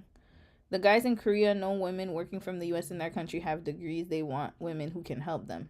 Yeah, yeah. It's a new world out here, y'all. These men, they are scamming us. They are scamming women. They are like, men are starting to want to be taken care of. Let's just put it that way. You have student loan debt and you're older than me? That's okay. Like everybody, let me tell y'all, just as long as you pay it off eventually. Like I just feel like the earlier you pay it off, the better it is. I would just say pay it before retirement, but yeah, everybody got student loan debt. Hell, everybody got mortgage. Everybody has debt, at least some debt. And if you don't, you're very lucky and blessed. Jacqueline says, I work crazy hours and have been working since I was 16 years old. I do like 200 hours in 2 weeks and I can't wait to finish school. Working and being in school is hard. It's so hard. It is hard. And I wish you the best, sis. Like, it's not easy. I actually, working and going to school is not easy at all. So I could feel you on that. But keep going, man. Like, I think a lot of you guys are on the right track. Just keep going. Don't let anyone say that you're overeducated and that I think you can never be. I think you can always learn something. The only thing is you got to be strategic with your time and make sure that the program is going to be like fruitful afterwards, right? But there's always ways, and like there's always ways around it, basically. And hopefully that like you finish school and you won't have to work these long hours, because that must be a lot. You probably don't even have time for yourself. I love EWA. EWA is a great school, but y'all, it was so annoying, man. I was there during COVID. It was the worst. It was the worst. Where in Canada am I? I'm in Victoria, BC. I'm on the West Coast. Yes, I did take classes at EWA in English. So yeah. So you see, you gotta know who you are. Know yourself. You gotta know who you are, because if I knew that I could not succeed in a Korean class, I'm just not. I at that time I was 32 when I got into EWA. So I was around 32 years old.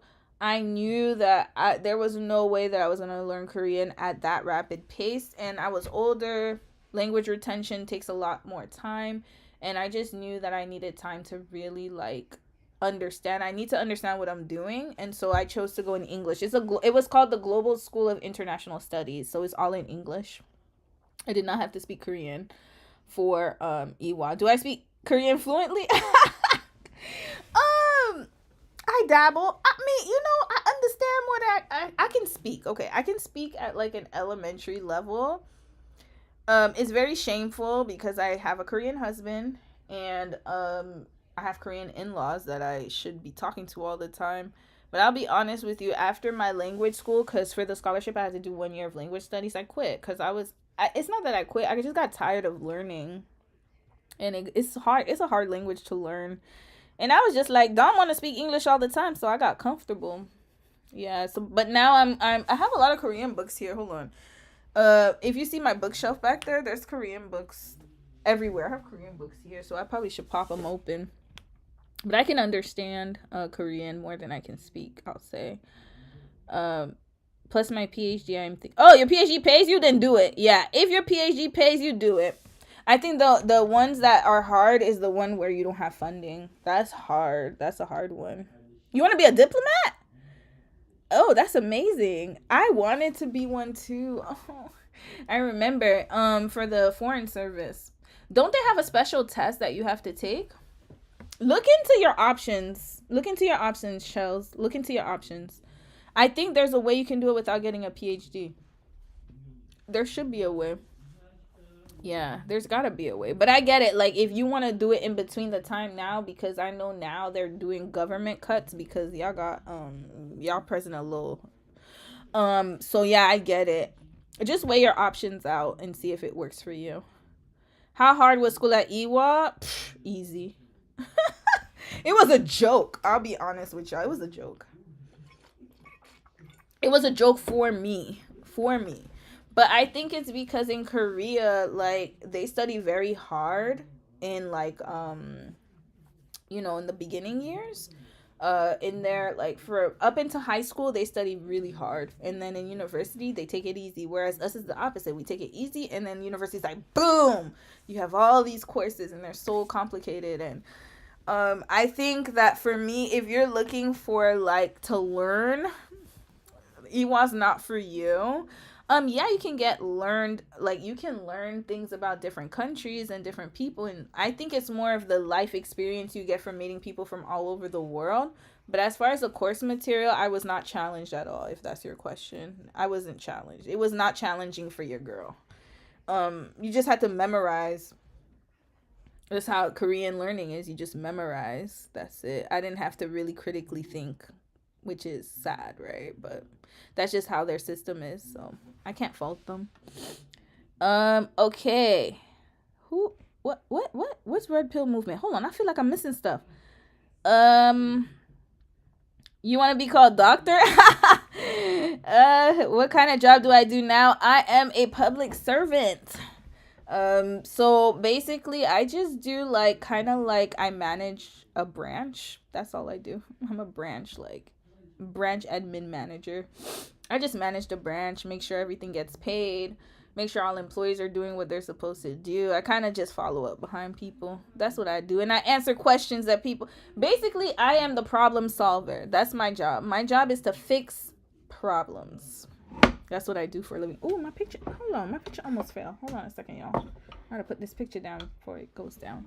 Yeah. Do Canadians get a lot of vacation time? Yes, we do. We do. I do anyways. I get a lot of vacation time. A lot. I mean, I think we get more than you guys. Yeah, we do. We get a lot. We get a lot of vacation time. And no, that bum did not marry someone black. He married a Filipino girl. A Filipina. It's like the red pill movie. Y'all, let me tell y'all, he married her, but the funny thing is while he was dating her, he was still hitting me up. And then when they lived together, because he moved to Toronto, the funniest thing, because she's from Toronto. And when I lived in Toronto, so we met in Montreal, and then I had moved to Toronto. And then when I moved to Toronto, after a few years, he moved to Toronto. He found me on LinkedIn. And then when he found me on LinkedIn, he was like, oh, like, let's link up, on some friend stuff. Like, ain't gonna be no funny business. Like, I just want to see what's up with you. Like, I feel like, we're in different places in our lives now where it's not like how it was before. And I was like, all right, cool. Well, as long as you know that. Whatever, right? And so at that time, I had just broken up with my boyfriend, my ex, the one, the one who said, what could say, the Chinese one I was talking about. They were both Chinese Canadian, but the one with the condo that didn't have the job, that one. I had just broke up with the ex fiance one. And so he was like, oh, like, I'm sorry to hear about your breakup, da da da. So we had met downtown after work, because I worked downtown and he had just moved to Toronto. And then he gonna go try to invite me to his house, talking about, oh, my girl's not home right now, and like, I feel like, we could catch up at my house. I said, now listen, you really think that I'm gonna go to your girl's house like a side chick? Like, sir, at that point, like I said, my frontal lobe developed, and I was like, get out of here, this is never gonna happen. And so yeah, and then after that I never saw him again, and he kept texting me up until the time I left for Korea. He texted me, and he even tried to invite me to his wedding, and then I was like, yo, like, I don't want to be part of your harem. Like, this is not happening. I even said it verbatim. I said, I don't want to be part of your harem. Leave me alone. And eventually I had to block him, and I never heard from him. And like, after that, I left for Korea. I never heard from him again. Yeah, so y'all, he was something else, that boy. Yeah. You were trying to do dental hygiene, but you didn't like it. Trying to get your CNA. Get your CNA, girl. Get your CNA. That's what's up. We need a lot of CNAs too, so get your CNA. And the thing is, when you do those kind of fields, you can go everywhere around the world, because they always desperately need people in healthcare. So I think it's a really good field to get into. Hi at the Dove Studio. Hey sis. Chelts for Hair said, like, people are getting laid off with these government jobs, so they're not hiring, and I'm too overqualified for these part-time jobs, and it's competitive because teams are applying and they hire them. Oh yeah. Wait, if you don't mind me asking, you're probably at that age where it's like, yeah, it was hard for me too, I ain't gonna lie. I remember there was a certain point when I was working where, yeah, it was hard for me to get through to the next round, because, yeah, like, they're not hiring for part-time because they want to pay you low wages. That's what it is. They want to pay low wages, so they're not gonna hire somebody who's qualified, who's overqualified, especially in this job market. Yeah, it's tough, man. I'm not even gonna tell you guys, like, it's tough. It's tough out here. You have to, like, you gotta imagine, there's a hiring freeze on public servants in the US and also in Canada too. We have a hiring freeze too. They're letting go of so many government workers. And then also, not only that, but it's like the job market is very over competitive. You're competing for the small amount that scraps that they're giving you, and it's by design, guys. Let's be for real, because I remember when COVID happened. Y'all remember quiet quitting? I remember people were posting online. Sorry, y'all, my headband was hurting. People were posting online about quiet quitting. And I remember at that time, people didn't want to work because, people were getting benefits and they were getting paid from COVID relief money. So people were just like doing whatever. People was doing PPP loans. PPP loans. And then Now it's like the reverse, where it's like everyone is not working properly, or not working properly. What am I saying? Not working properly, but I'm saying like it's so hard to find a job because it's over competitive. It's like there's only so many jobs for so many people, and they're doing it on purpose because they're trying to get y'all in line. They're like, yeah, we were tired of you guys filming TikToks at Google showing all of these like perks that Google was giving. I remember I saw one girl, she was showing a day in my life as a tech employee at Google, and she was showing their free I think they had free breakfast spreads and stuff, and people started getting jealous, and it's real out here, y'all. So my point is like, it's hard, but you just gotta like keep trying.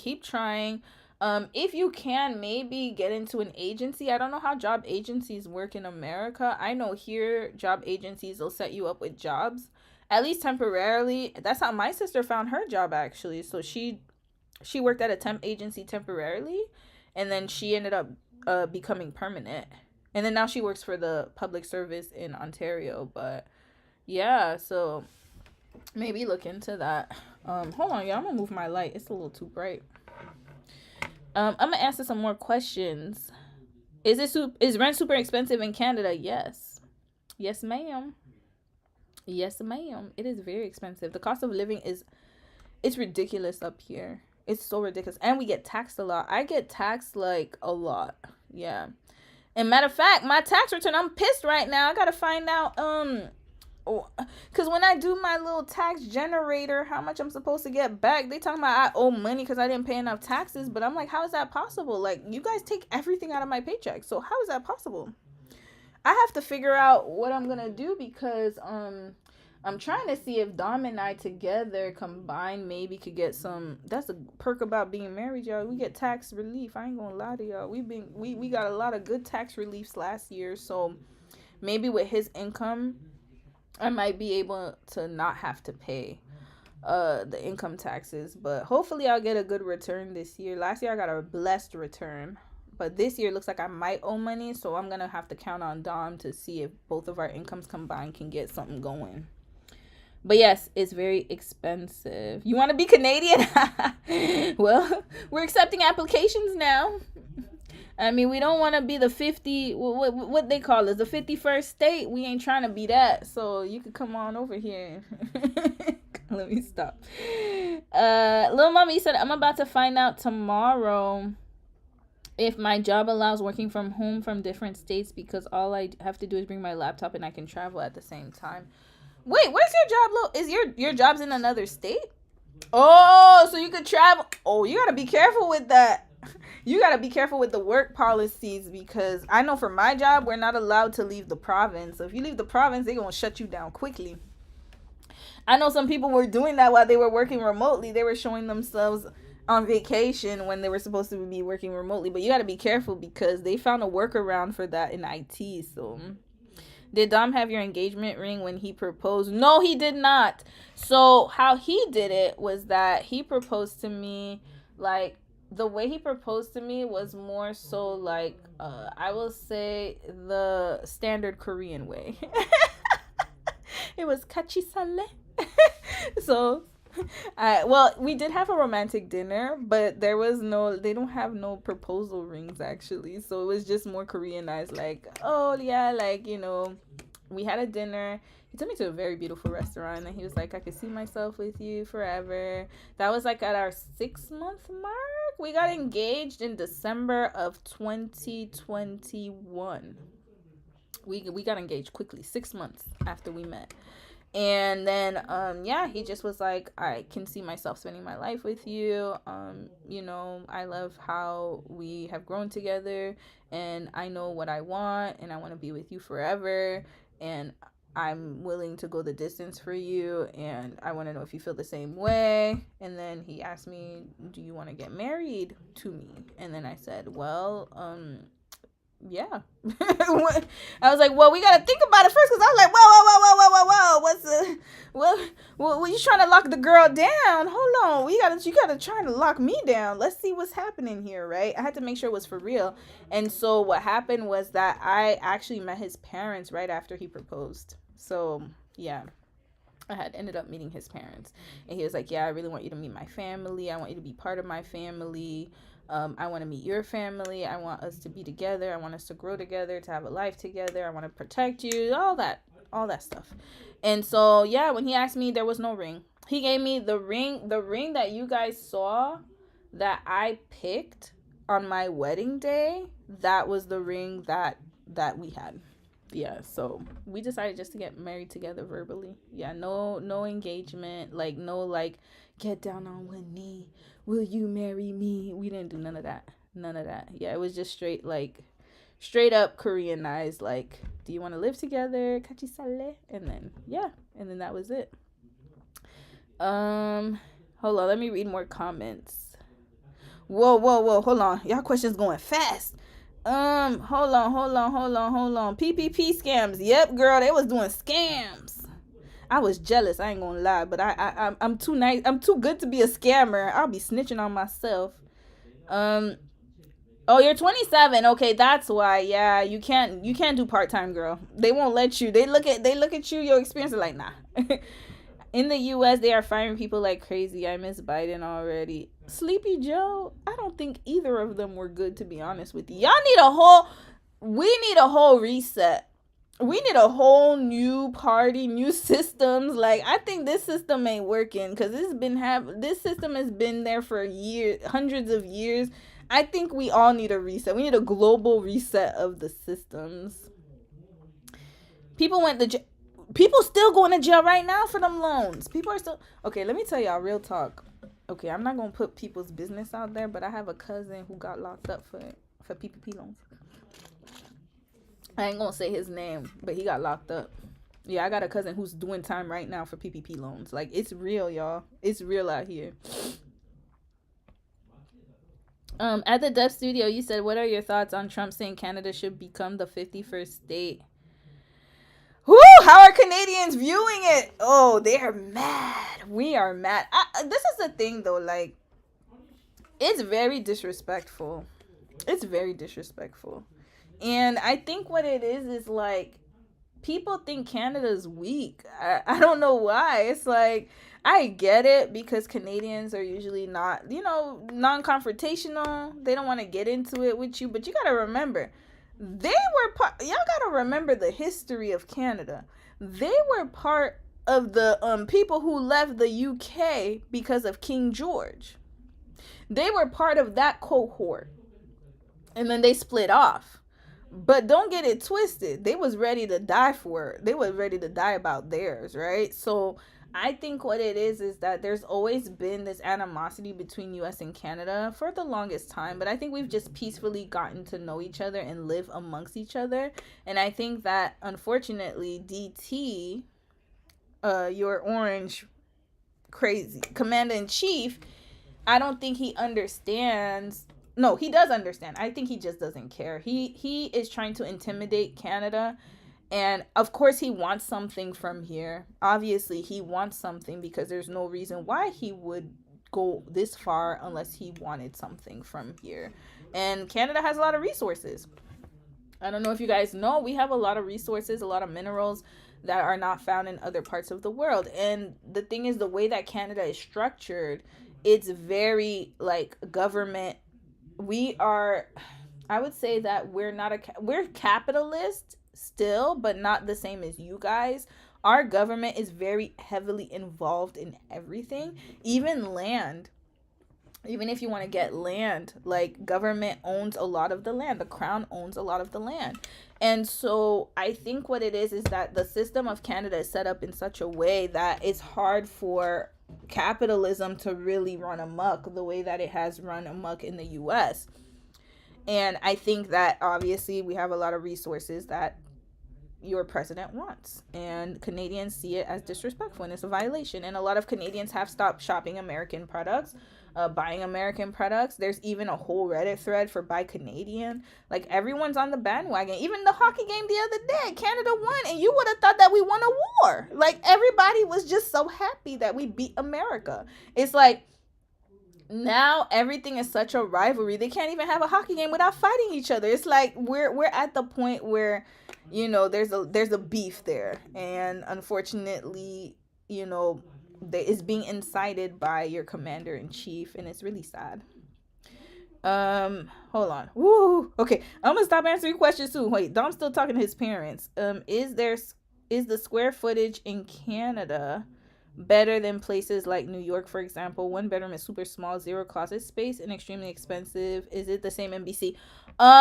In Toronto, yes. Toronto, yes. Toronto is like New York. So you're gonna get a small little space for X amount of money. It's gonna be high. I would say BC, yes. Relatively, yes, because I was paying 17.99, 16.99 for a studio. But then to be fair, the studio was pretty large. Okay, I could say maybe not in BC as much. Toronto, yes. Vancouver, yes. You're gonna get a little tiny space, and you won't have to rent it for X. Like, it's a high amount money of rent. So the square footage, I would say in New York is in Toronto and Vancouver, especially Toronto and Vancouver, is small compared to other parts of Canada. Sleepy Joe was fine. He was falling downstairs, but his brain worked and he wasn't dangerous. You know what? You're right. He was the best of the worst. Hell, but then to be fair, I didn't like what he was doing either. Yeah, true. They both had, but I don't really talk about government. Yeah. Oh, DZ 30 is Canadian, y'all. That's my cousin. She said flicka. Flicka in Creole means disrespectful. Yeah, yeah. This is the only time. Let me tell y'all, Canadians usually do not get along. So like, usually it's Quebec versus everybody, BC versus Alberta, Toronto versus BC. There's always provinces that war with each other, but this is the first time in history we all been gathered together as one to hate America. Like, literally everybody does not care about their internal beefs anymore. Now we're like, we don't like y'all. Well, not me. I love y'all. But I'm saying most Canadians are like, we don't like you guys together. We're gonna collectively hate, down south or whatever. But me, I got love for everybody, man. Like, we don't want it. We don't want anything to happen. Like, no one has time for this beef. This is the weirdest beef ever. Like, how you gonna fight with your friend? That, like, y'all gotta understand it from this perspective. It's like, let's say that I'm really close to somebody. Like, me and my ace boom coon, we together. Like, we may have our little spars or whatever, but we still relatively really close. We're always there with each other, and then one day just starts a war out, just want to beef with people out of nowhere. Like, it's weird. It's like being with a best friend, or not, I wouldn't say we're best friends, but it's like being with a close friend or an ally, and then all of a sudden they turn on you for no reason. Like, there was no reason for the beef. It's like somebody just all of a sudden just hates you for no reason. It's like, it's the weirdest thing in the world. I really don't get it. Yeah, we get a lot of immigrants, y'all. A lot. We gotta talk about that one day. Um, I agree with you, Chelsea, for hair. Yeah, you need three party. There are three parties, but it's just that the two parties have all the funding and money. Like, I think you guys have a third party. Don't you guys have a green party or something? And there's a whole bunch of them. There are a lot of parties. It's just that they don't get enough funding, and they're not, like, they don't have enough pool. Yeah, we need a lot. Like, I'm telling you, everything we need a revamp, because the way it's going now is terrible. Yeah, I agree, Iris. Um yeah, we have a socialist government. Yes, we're social capitalists. So everything is based off of the British system, pretty much. Court R said, "Do we even have American products?" You ain't lying. For real, because now people are like, I'm not going on Amazon anymore. I'm just going to go straight to the manufacturer. And I'm like, that's what you should have been doing. And the manufacturer is where? China. China. China has all the manufacturing. How can I become so confident in speaking like you? I had to present something to my manager last week, and I felt like I sounded so pathetic. Little mama, no, don't say that. Don't say that. Don't say that. You didn't sound pathetic. I promise you. You did not sound pathetic. You sounded great. Well, I mean, I would assume. I know you did a great job. What I would say is, I don't speak well. I promise you guys, I suck. I'm not that great at speaking, but what it is that, I think for me, I just know how to carry a conversation. But when it comes to presenting, it's totally different. I think presenting, you just got to be quick on your feet. What you're going to have to practice is just like practice with yourself. Practice, because what I do is I talk to myself a lot, guys. Like, that's why I'm good at talking, is because I talk to myself a lot. And I developed that skill when I used to live by myself, because I come from a big family and I have a lot of siblings, right? So when I moved out of that house and I started living on my own, it was so lonely. So I would have conversations with myself. And honestly, I think that's what has developed my skills. So you're gonna have to talk to yourself, girl. Just learn to be like, I have a presentation today and I gotta get it. This one will say, I practice what I'm gonna say. Literally, it's kind of like, okay, I remember Dom told me they do that in sports, because when he used to be heavy into swimming. Dom is a swimmer, right? So he used to be heavy into swimming, and he's also into bodybuilding. So he told me that what he used to do when he was in sports, because he has a physical education degree as well as a social work degree, he said that he used to put in his mind, like he used to go over the play by play in his mind. And so what you do is you train your mind to prepare for the presentation.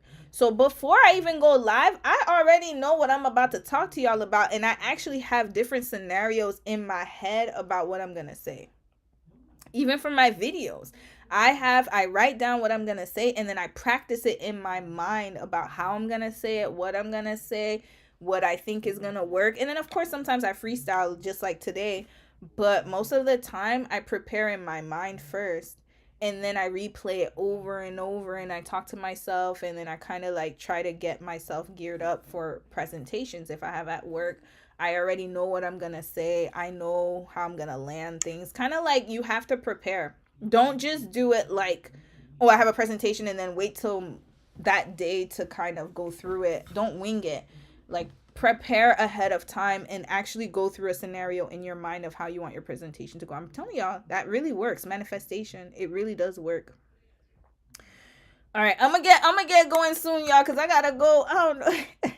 But this life is funny. How can I? Oh, I already answered that. Toastmasters, yes. Core R, correct. Do Toastmasters too. That I need to be better, actually. To be honest with you, I've lost a lot of my linguistic skills while I was living in Korea. And they need to do a study on this. Is people who regress linguistically, because I was around people who English wasn't their first language, and I actually was speaking English but more in a simplistic way, and I literally, like, I had to learn everything like a baby. Like, it was so hard for me to write emails. It was hard for me to talk to people, and still till now, like, there are some words you'll see me sometimes, I'll be like, oh, I forgot that word. Like, I used to never have that kind of situation. So just read a lot of books, get into Toastmasters, and start talking to yourself and start replaying things in your head.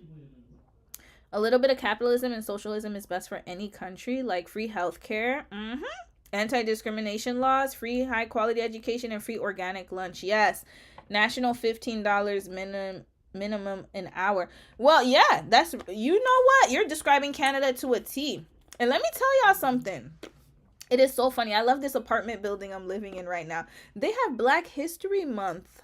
Every day they change the profile of an important Black person that has contributed to our society, and they celebrate Black History Month. So every day when I go by my elevator, you see different highlights of different people who have contributed to the history of Black people in Canada and in America too. And it's so interesting because you're not gonna see that anymore down, and it's sad, you're not gonna see that anymore in America. And I feel like here they're trying, and that's what I love. And I was like, oh my god, like, I felt so, like, I was like, oh my god. Even at my job, we had like a session about Black History Month.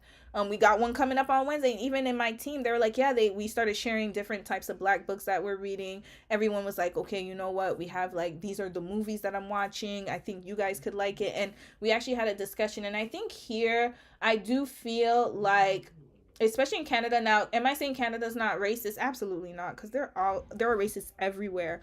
But what I'm trying to say is that people are trying.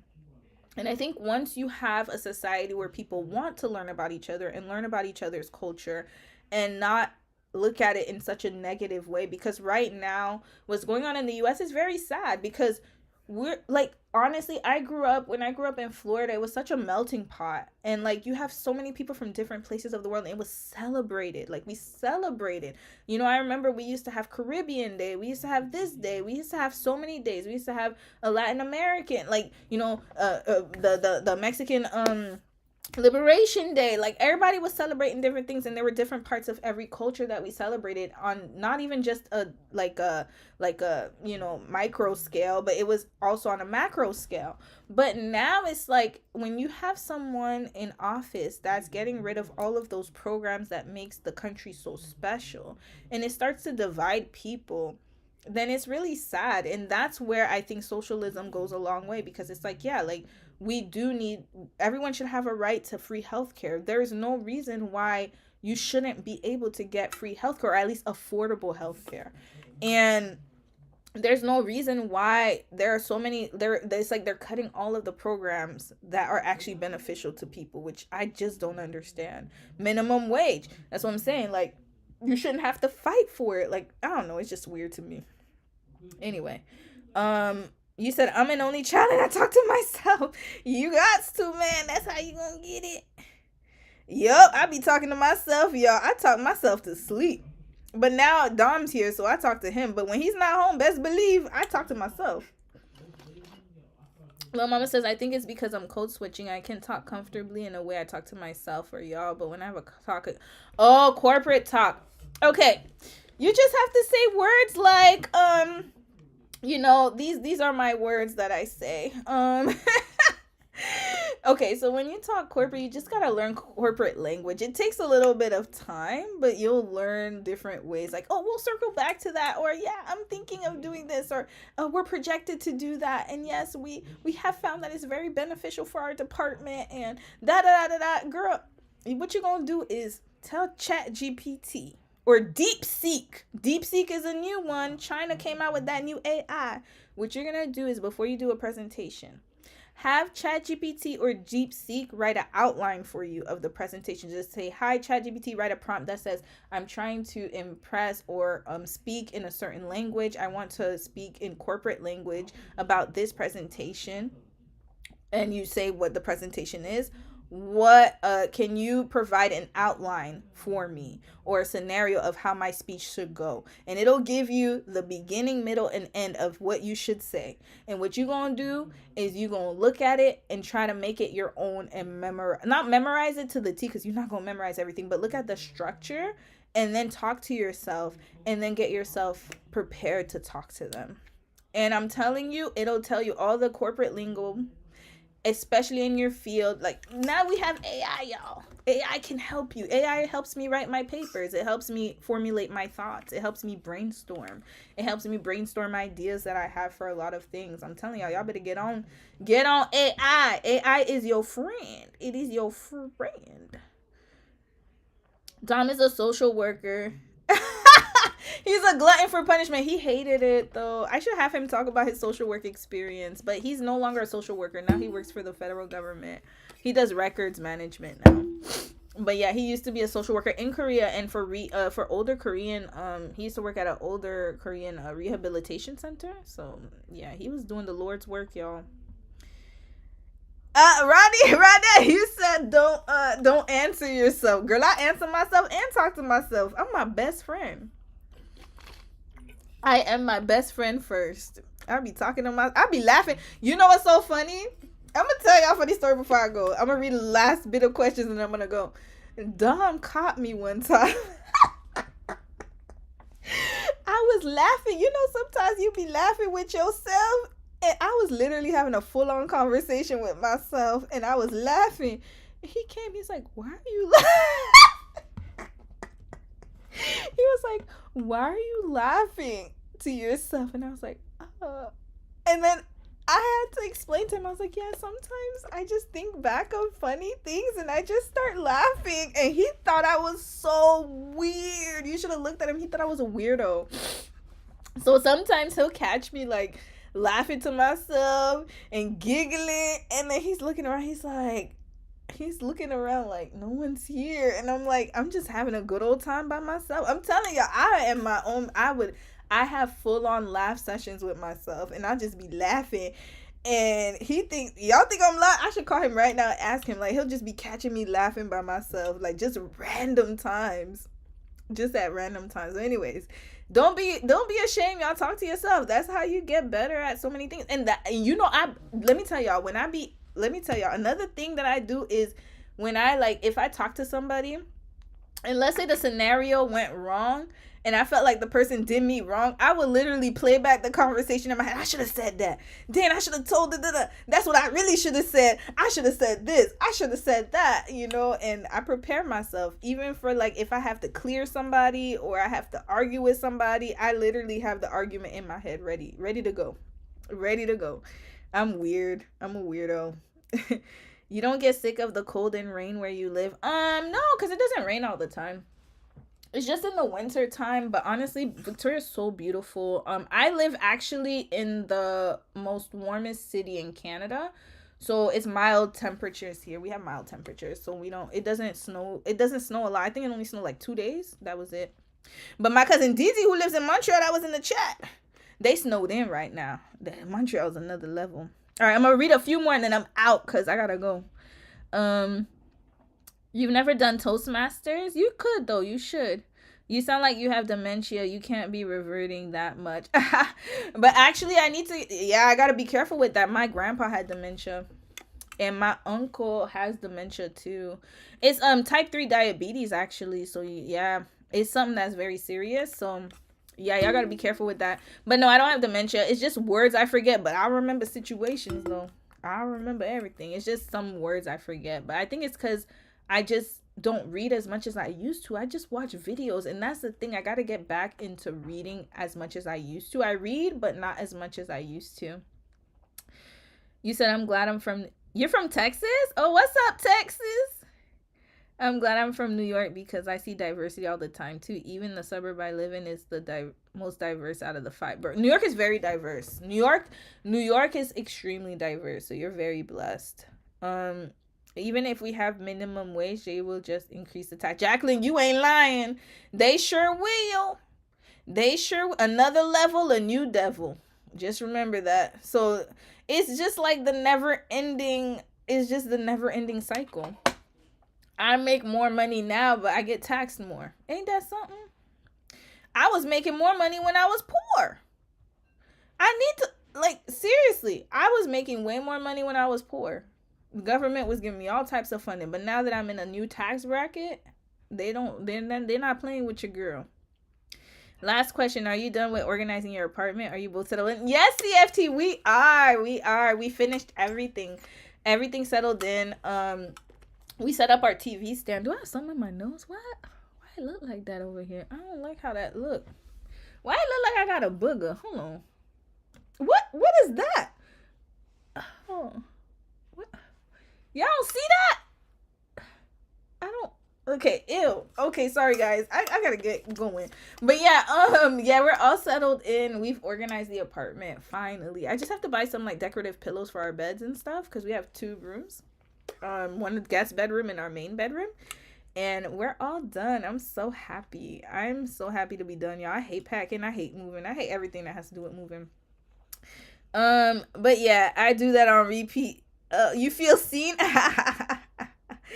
Thank you, CFT. Well, I'm so happy that you guys joined me today. If you have not joined our Discord, please join our Discord. We have you guys can talk to each other more on there, and then I'm gonna have some special things that I'm gonna have waiting for y'all on Discord. So hold on, let me put the Discord code before I leave, y'all, because I'll be forgetting. Hold on a quick second. Let's do the Discord. Custom invite link. Oh, okay. Let me turn that off right quick. Okay. Hold on. What? Yeah. Every time I gotta do something that gotta do with technology. I'm telling y'all, I'm really an auntie now. Like, I'm auntie coded right now. Like, I never thought the day would come. I never thought. But I've become my parents. Hold on. I have become the auntie. Okay, let me get the link. Here, y'all. Y'all could join the Discord. Just make sure you introduce yourself. Before. Oh yeah, I won't forget Iris. Here's the Discord link. I just popped it in here so y'all could join the Discord. Y'all could talk to each other, and I'll be doing some things there. And I might do the gin and juice deep dive there because I can't do it on YouTube just out of respect for the parties because I know one of them. But anywho, I think I will do it on the Discord, to be honest with you. I might do a deep dive and post a video there. Private members only though, because if I see it on YouTube, then I know one of y'all snitching. I'm gonna find out who it is. Let's put it that way. Things I can't talk about on YouTube, I will talk about on there. But in any case, yes, it was great talking to you guys. Join the Discord. Make sure you introduce yourself, or else I will not unlock any privileges. So make sure you introduce yourself if you join. You remind me of Octavia, the actress. Oh, I know who you talking about. You talking about Octavia Spencer? I am like her, actually. I love her. So that's a great compliment. I think she's amazing. Yes, look at you, Brittany. Brittany, you got some good eyes. I need to be careful. Brittany, how did you? Y'all be peeping. Hold on. I gotta be careful. Private member. It's a Discord. It's just it's not. It's more like I do this group. Like, yes, you have to be accepted into the group. I'm the one who controls the group, but then it's more like, yeah, just for us to talk about things that we can't talk about on YouTube. Yes, Brittany, how did you know? I'm reading this book. It's a good book. Brittany, girl, you got some good eyesight. I gotta be careful. What if I had something that wasn't supposed to be seen here? You know what? You making me. I'm just kidding though. But seriously, like, yeah, I just started reading it. I heard it's a good book. I'm trying to get my finances together. You see, at the Dep Studio, if she's still here, she's about to pay off her student loan, y'all. Y'all need to go and congratulate her. She's doing her thing. I need to get on her level. So I'm trying to get better with my finances and trying to save for retirement. I'm trying to elevate myself too. We never stop elevating, ladies. Never stop. So should I just say my name? Oh no, you can use your you don't have to say your name. So okay, if you want to join the Discord, just you introduce yourself. You don't have to say your first name if you don't want to. It's totally up to you. You can use like a you know, a moniker or something, whatever, like alias if you want to. The point is just introduce yourself so I know who you are, in the sense of like, I know you're an actual person and not no like random like AI bot or something like that. And so just so I can keep record, like, okay, this person just joined, so I can write it down. Yeah. You paid it off yesterday, sis. Yeah. Y'all, hold on. Where my congratulations at? Hold on. Wait, Brittany, you too? Hold on. I paid my student loans off as well. $69,000 paid in 5 months. Whoa, Brittany, you in at the Dep Studio. Hold on. Congratulations at the Dep Studio, and congratulations, Brittany. Hold on. Y'all need to teach us what y'all did. Because that's amazing, guys. That's amazing. I love this for you guys. Yeah, we celebrate wins. That's amazing. Let me tell y'all, like, I don't know that freedom yet, but I'm striving for that freedom. And you guys are just so blessed right now that you can pay it off and you can focus on other stuff now. Like, I think it's so hard when you're in debt and trying to survive. It's like they done put us in the Hunger Games. Put the money now. Yeah, put in high yields. Saving what was it called? High yields interest savings account. Something like that, yes. Put it in there, y'all. Stack up your money now. Now all that money is gonna be for you, and it's gonna benefit you. Trust me. Now make sure. This is my last advice. You see, I'm gonna be real with y'all. Once you start leveling up financially, the Dusties can feel it. They can sense it. They have a spidey sense for that. Y'all gotta be careful, because right now you're prime. You guys are prime. They are going to be sniffing for y'all. Y'all gotta be careful, man. I'm telling you, they have a radar. I promise you. Once you're elevating, your money's right, health's right, your skin's right, looking right, everything right. That's when the Dusties come. Yeah, they gonna sniff y'all out. Be careful, man. I'm telling y'all. This is, when I tell you, I'm joking, but I'm real for real right now. Like, make sure make sure that your standards are so high right now, because this is the time, especially when you're doing something, accomplishing something so great. And once you've elevated, and once you're in a part of your life where it's like, finally, I done paid it off, I done did this, they come out of nowhere to ruin you. I promise. This is speaking from experience. Like, they will come out the woodwork, y'all, just to mess up what you got.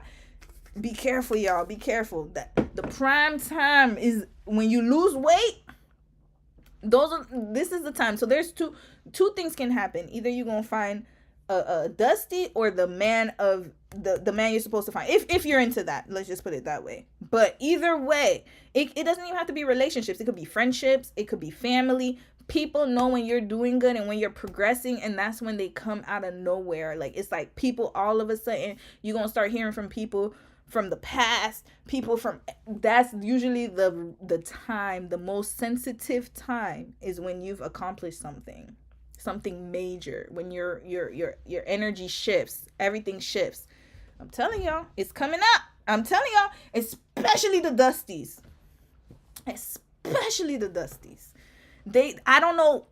I really, till now, I don't know how it is that I think maybe they feel the energy vibration, or they know, like, oh, she got something about you, and they gonna come out. I'm telling y'all, I'm not even joking. Like, real talk. It's usually when you elevate, that's when things come out the woodwork to test you. So just stay strong, my ladies. Stay strong and keep going the way you're going, because you guys are doing amazingly well, and I'm proud of you guys. So kudos to y'all. And the rest of y'all better be on y'all Zoom too. We all gotta start getting smart with money. Dusties don't have, yeah, they better not have a chance, not with anybody in this chat. So anyways, before I leave, what I was gonna say is, Tuesday I got a case study coming up about a family on YouTube. This one's gonna be a Caucasian, a German woman with a Korean man. And then I'm gonna I have another AMBW couple, y'all. It's messy out here.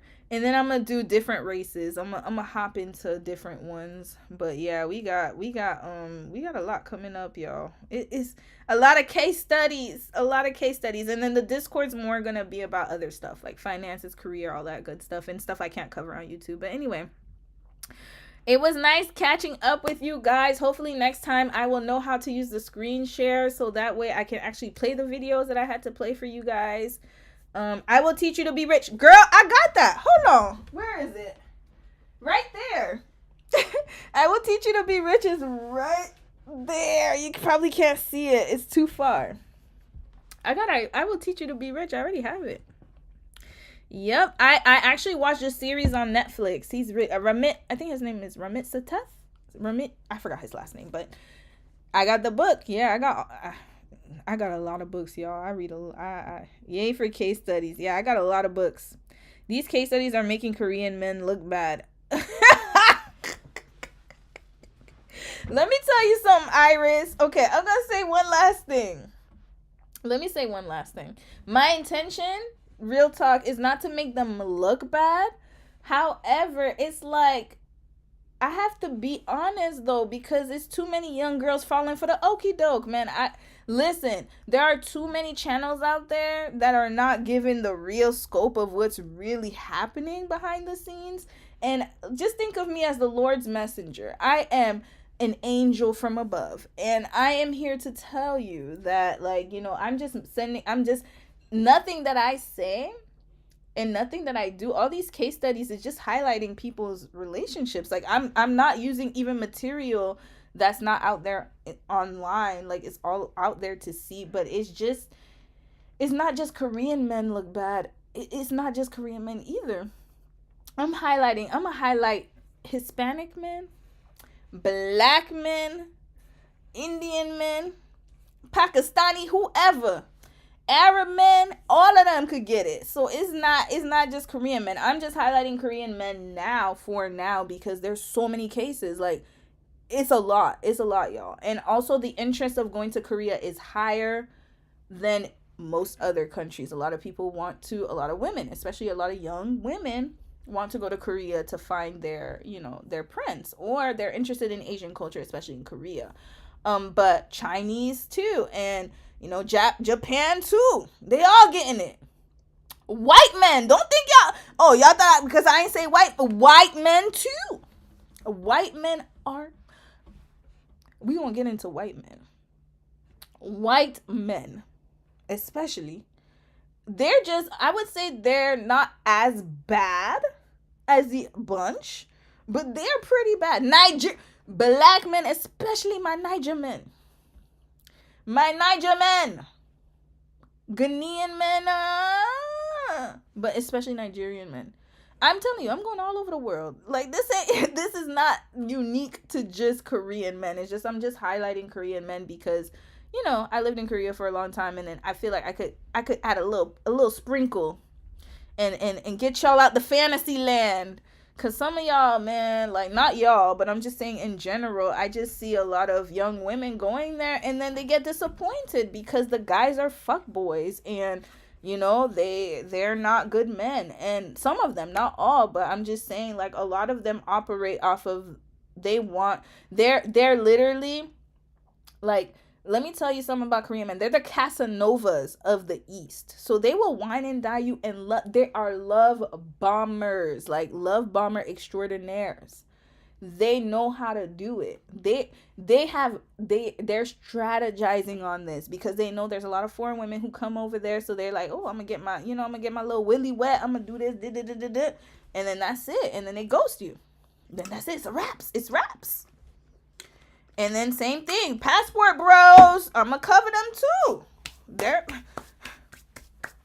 They're all, no man is exempt. So to answer your question, yes, it's gonna make Korean men look bad, but they're making themselves look bad. So I'm just reporting the news. Why I gotta? You see, this is the thing though. Why I gotta? I'm just the messenger. If they get mad, they get mad. Then stop doing it, and then we won't have anything to report.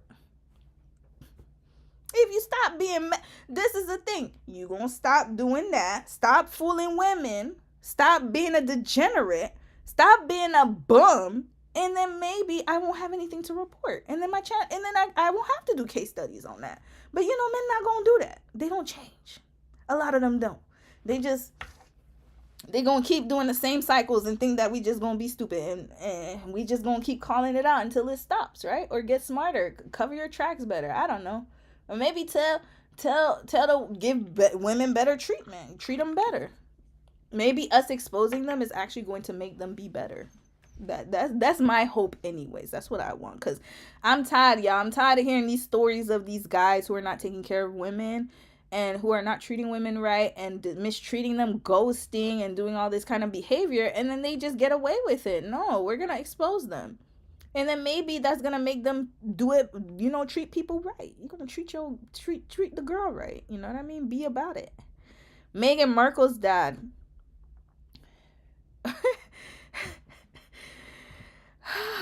Meghan Markle's dad. That guy. We ain't gonna talk about that. That man. Whew. Yeah. He was. We ain't gonna talk about how he's using his daughter's name.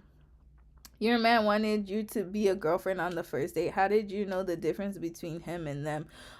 Because I never dated them. So this is the thing, like, I knew the difference because, one, he treated me with respect from day one. Like, even before we met up with each other, all of our conversations was about him getting to know me as a person. It wasn't like, what you doing? WYD. I don't like that. Or, oh, how's your day, beautiful? Like, none of that. Like, he actually wanted to get to know me as a person, and we actually had long conversations before we even met. Like, we were talking to each other for 2 weeks before we met. And then he actually was the one who initiated for us to meet in Seoul, and he called me. So this is the funniest thing.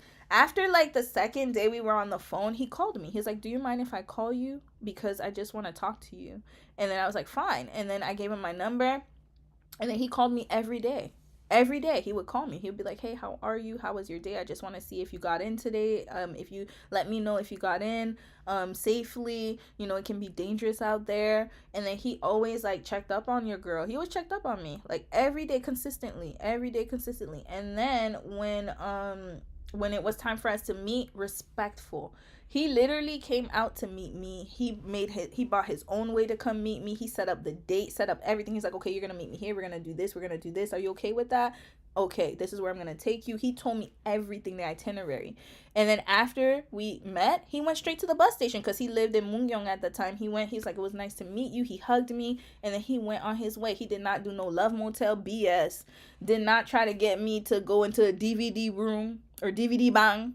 Did not try to make me do anything nefarious. Didn't even talk to me sexually, y'all. Nothing like that. Like, we didn't even talk sexually at all when we first met. Like, it was strictly on some respectful stuff. Like, he knows how to treat a woman. And he knew what I wanted, and he sent me money, sent me gifts. Like, when I tell y'all, my husband was top tier. And so once we met, and then after we met, like, he asked me to be his girlfriend, and I was like, all right, I already like what I saw. Now, not saying that a man can't change. I'm not trying to say that. I don't want y'all to think that's what I'm saying. But usually how they start off will give you an indication of what is going, and they have to be consistent. It's not just, oh, I'm going to do this for you, and then when you're my girl, I'm going to fall off. My husband, till now, we're 5 years in? I've known him for 5 years. We've been married for 4 years. And he's never changed. Still the same. Same as when I met him. As far as how he treats me. If anything, it's gotten better. But I would say he's just very consistent, very caring. And I would like to shout out his mother for raising him like that. His mom raised a very good man. I must say his mom had a lot to do with it. And she taught him how to treat a woman. And I will say that, unfortunately, a lot of mothers are male identified in Korea. And their sons are like, they treat their sons like their man sometimes. And those are the ones you have to be careful of. But as far as, like, look at how he treats his mom and how he talks about women, how he interacts with women. When I saw how he interacted with old people, he would hold open doors for old people. I remember when we were walking the first day, this old lady was trying to get, like, some, when they put stuff in the street, and then I think she was trying to get somewhere, and he helped her. And he was just very friendly to everyone, open doors for me, very polite, how he talked to service people. You just gotta watch those little things, like, just their behavior, like, on a normal basis, because how they treat you will be different than how they treat outside people, right? But if they treat outside people with care and always trying to, like, very polite, very respectful, you can tell that that person has some type of education and some type of, was raised right, with the right mindset. How he talked about women when he talked about his ex, because I asked him, I was like, so what went on with you and your ex? It was nothing on that bitch did that. Oh yeah, she a bitch. Nothing like that. It was all respectful. We just had different opinions. We broke up because we had different things happen. Like, it was never on no, like, that bitch, or like, he never called a woman he's never called me out my name ever. Like, my husband has never disrespected me, period. And I wouldn't stand for it anyways. He know who he married. But I'm saying, like, it was never on no BS. Even from the beginning, never disrespected me. Like, always treated me like a woman. Like, always treated me with respect. So, and especially for Korean men, you'll notice the mask will fall off when they want to have sex. If they just want to have sex, they're not going to do all that, because they're going to expect you to pay them back. They're going to be like, oh, I did all that for you, so you're not going to do nothing for me? Not that has happened to me, I'll be honest. It didn't happen with me. But I'm saying I've heard it from my other friends and other people. Yeah, they expect something in return. They'll be like, oh, I did this for you, so what you gonna do? There you go. All right. Taking initiative matters. It always allows you to rest in your femininity. Yes, he does not let me do anything masculine. Ever. He's always like, yeah, he's never ever, like, I've never had to like take on a masculine role in my relationship. If anything, he hates it. He has a disdain for it. Like, I can be myself, meaning that I'm independent. He loves an independent woman, but he would never want me to have to do everything. Like, it's we're equal partnership in the sense of, like, we both contribute to our household. He contributes more, matter of fact, and he always makes sure I'm well taken care of. Like, he makes sure, like, Every time I got any appointment, y'all, he be driving me everywhere. Like he even told me, you don't have to drive, I'll drive you everywhere. Like he wants to be the one to take care of me, is what I'm saying. Like he's always doing stuff like that. So I love my little man. I love my man. Is that rare for a Korean man? Rare for a Korean man to treat a woman with respect? No. But to treat a foreign woman with respect, that's the thing though. Like y'all gotta realize these men, like especially Korean men. And I'll say this before I head off because I really gotta go. Korean men, how they treat you, gotta look at how they treat the women in their country versus how they treat you. Because they wouldn't do it with a Korean girl. They know better. But because you're a foreign girl, they're gonna always lead with sex. That's how you know if he's not a good guy. They're always going to lead with sex or lead with like what you can do for them. And so it's not going to take you long. I'm telling y'all, it doesn't take long. It won't take you long. They're not going to love bomb you for that long. So you'll know, you'll get the signs. And usually like they'll start little behaviors here and there. And then, you know, because they can get a lot of access to foreign women, especially a lot of young women going out there want to get, and they're like, I think, like I said, like, just do it wisely. You ain't gotta listen. If you want to go to Korea and date, then that's what you're gonna do. There's nothing wrong with that. I think it's really good to have certain experiences in life. However, just be aware that, these guys, some of them, they don't want a relationship, or they just want to experience, and you just have to know how to pick the signs and make sure you're not wasting your time if that's what you want. If you just want to have casual hookups, do whatever you want to do. There's so many men out there who will do it with you. But I'm saying if you actually want a long-term relationship and commitment, then you got to look out for the red flags, especially when if they treat you differently, like, because you got to know how they would treat a Korean woman. So if they treat you like how they would treat a Korean woman, then that's probably a good sign, in the sense, especially when it comes to courtship, because they ain't gonna try that disrespectful stuff to a Korean girl. It's just not gonna happen. And it's not very, I would say, I can't say that they won't disrespect a Korean woman, but not at the beginning. Like, it just won't be that way. And usually with foreign girls, that's usually how they get down. Like, they'll meet her and think that she's just gonna give it up easy or something like that, right? And maybe some people are. Maybe some people are doing it and they just think they could approach people like that, but they ain't never tried with me. I'll say that. Ain't never tried with me. All right. You said you didn't see one man you'll consider dating there. I mean, different strokes for different folks. All right, little mama, your question's the last one. Off topic, but if you ever go back to Korea before I do next time, please recommend some clinics that do skincare treatments, if you have any, that are foreigner friendly. Yeah, I can definitely compile a list for you. I know I went to one in Gangnam. Oh, I'm gonna tell you, I did a whole fat freezing thing when I went and got my belly frozen. I should tell y'all about that. Next live. But yeah, I can recommend the one I went to in Gangnam. My sister went to one to get the glutathione shot when she came to visit me in Korea. There's a lot of them that I think I went to a few. I've gone to a few. They're mostly I would go to the ones in Gangnam if you're looking for foreigner friendly. 100% go to Gangnam. Like they know how, they'll speak to you. They're used to foreigners. I'll let you know. I'll probably pop it in the Discord. Fat freezing, yeah, I did a fat freezing, a whole let me see if I'll send y'all. I'll even post the picture I did of my belly. I was out here really living life, man. I was in Korea living my life, y'all. Like, don't let this new Roby fool y'all. Like, I was living it up over there. Anyways, good night, y'all. I know it's getting late for y'all, man. I gotta go. Did it work? It worked for like it did work, but then I realized the fat wasn't like, even in that area now, I feel like the fat kind of goes around, so it did its purpose. I did lose weight that 1 year, and then after that, like, once I started gaining weight, I noticed that it wouldn't go in that specific area where I got the fat freezing, but it would go around it. It's like really weird. Anyway, all right, y'all. I'm gonna holla at y'all later. I know it's late for y'all, so have a good night. Love y'all, and look out for the case study on Tuesday. Anyway, all right.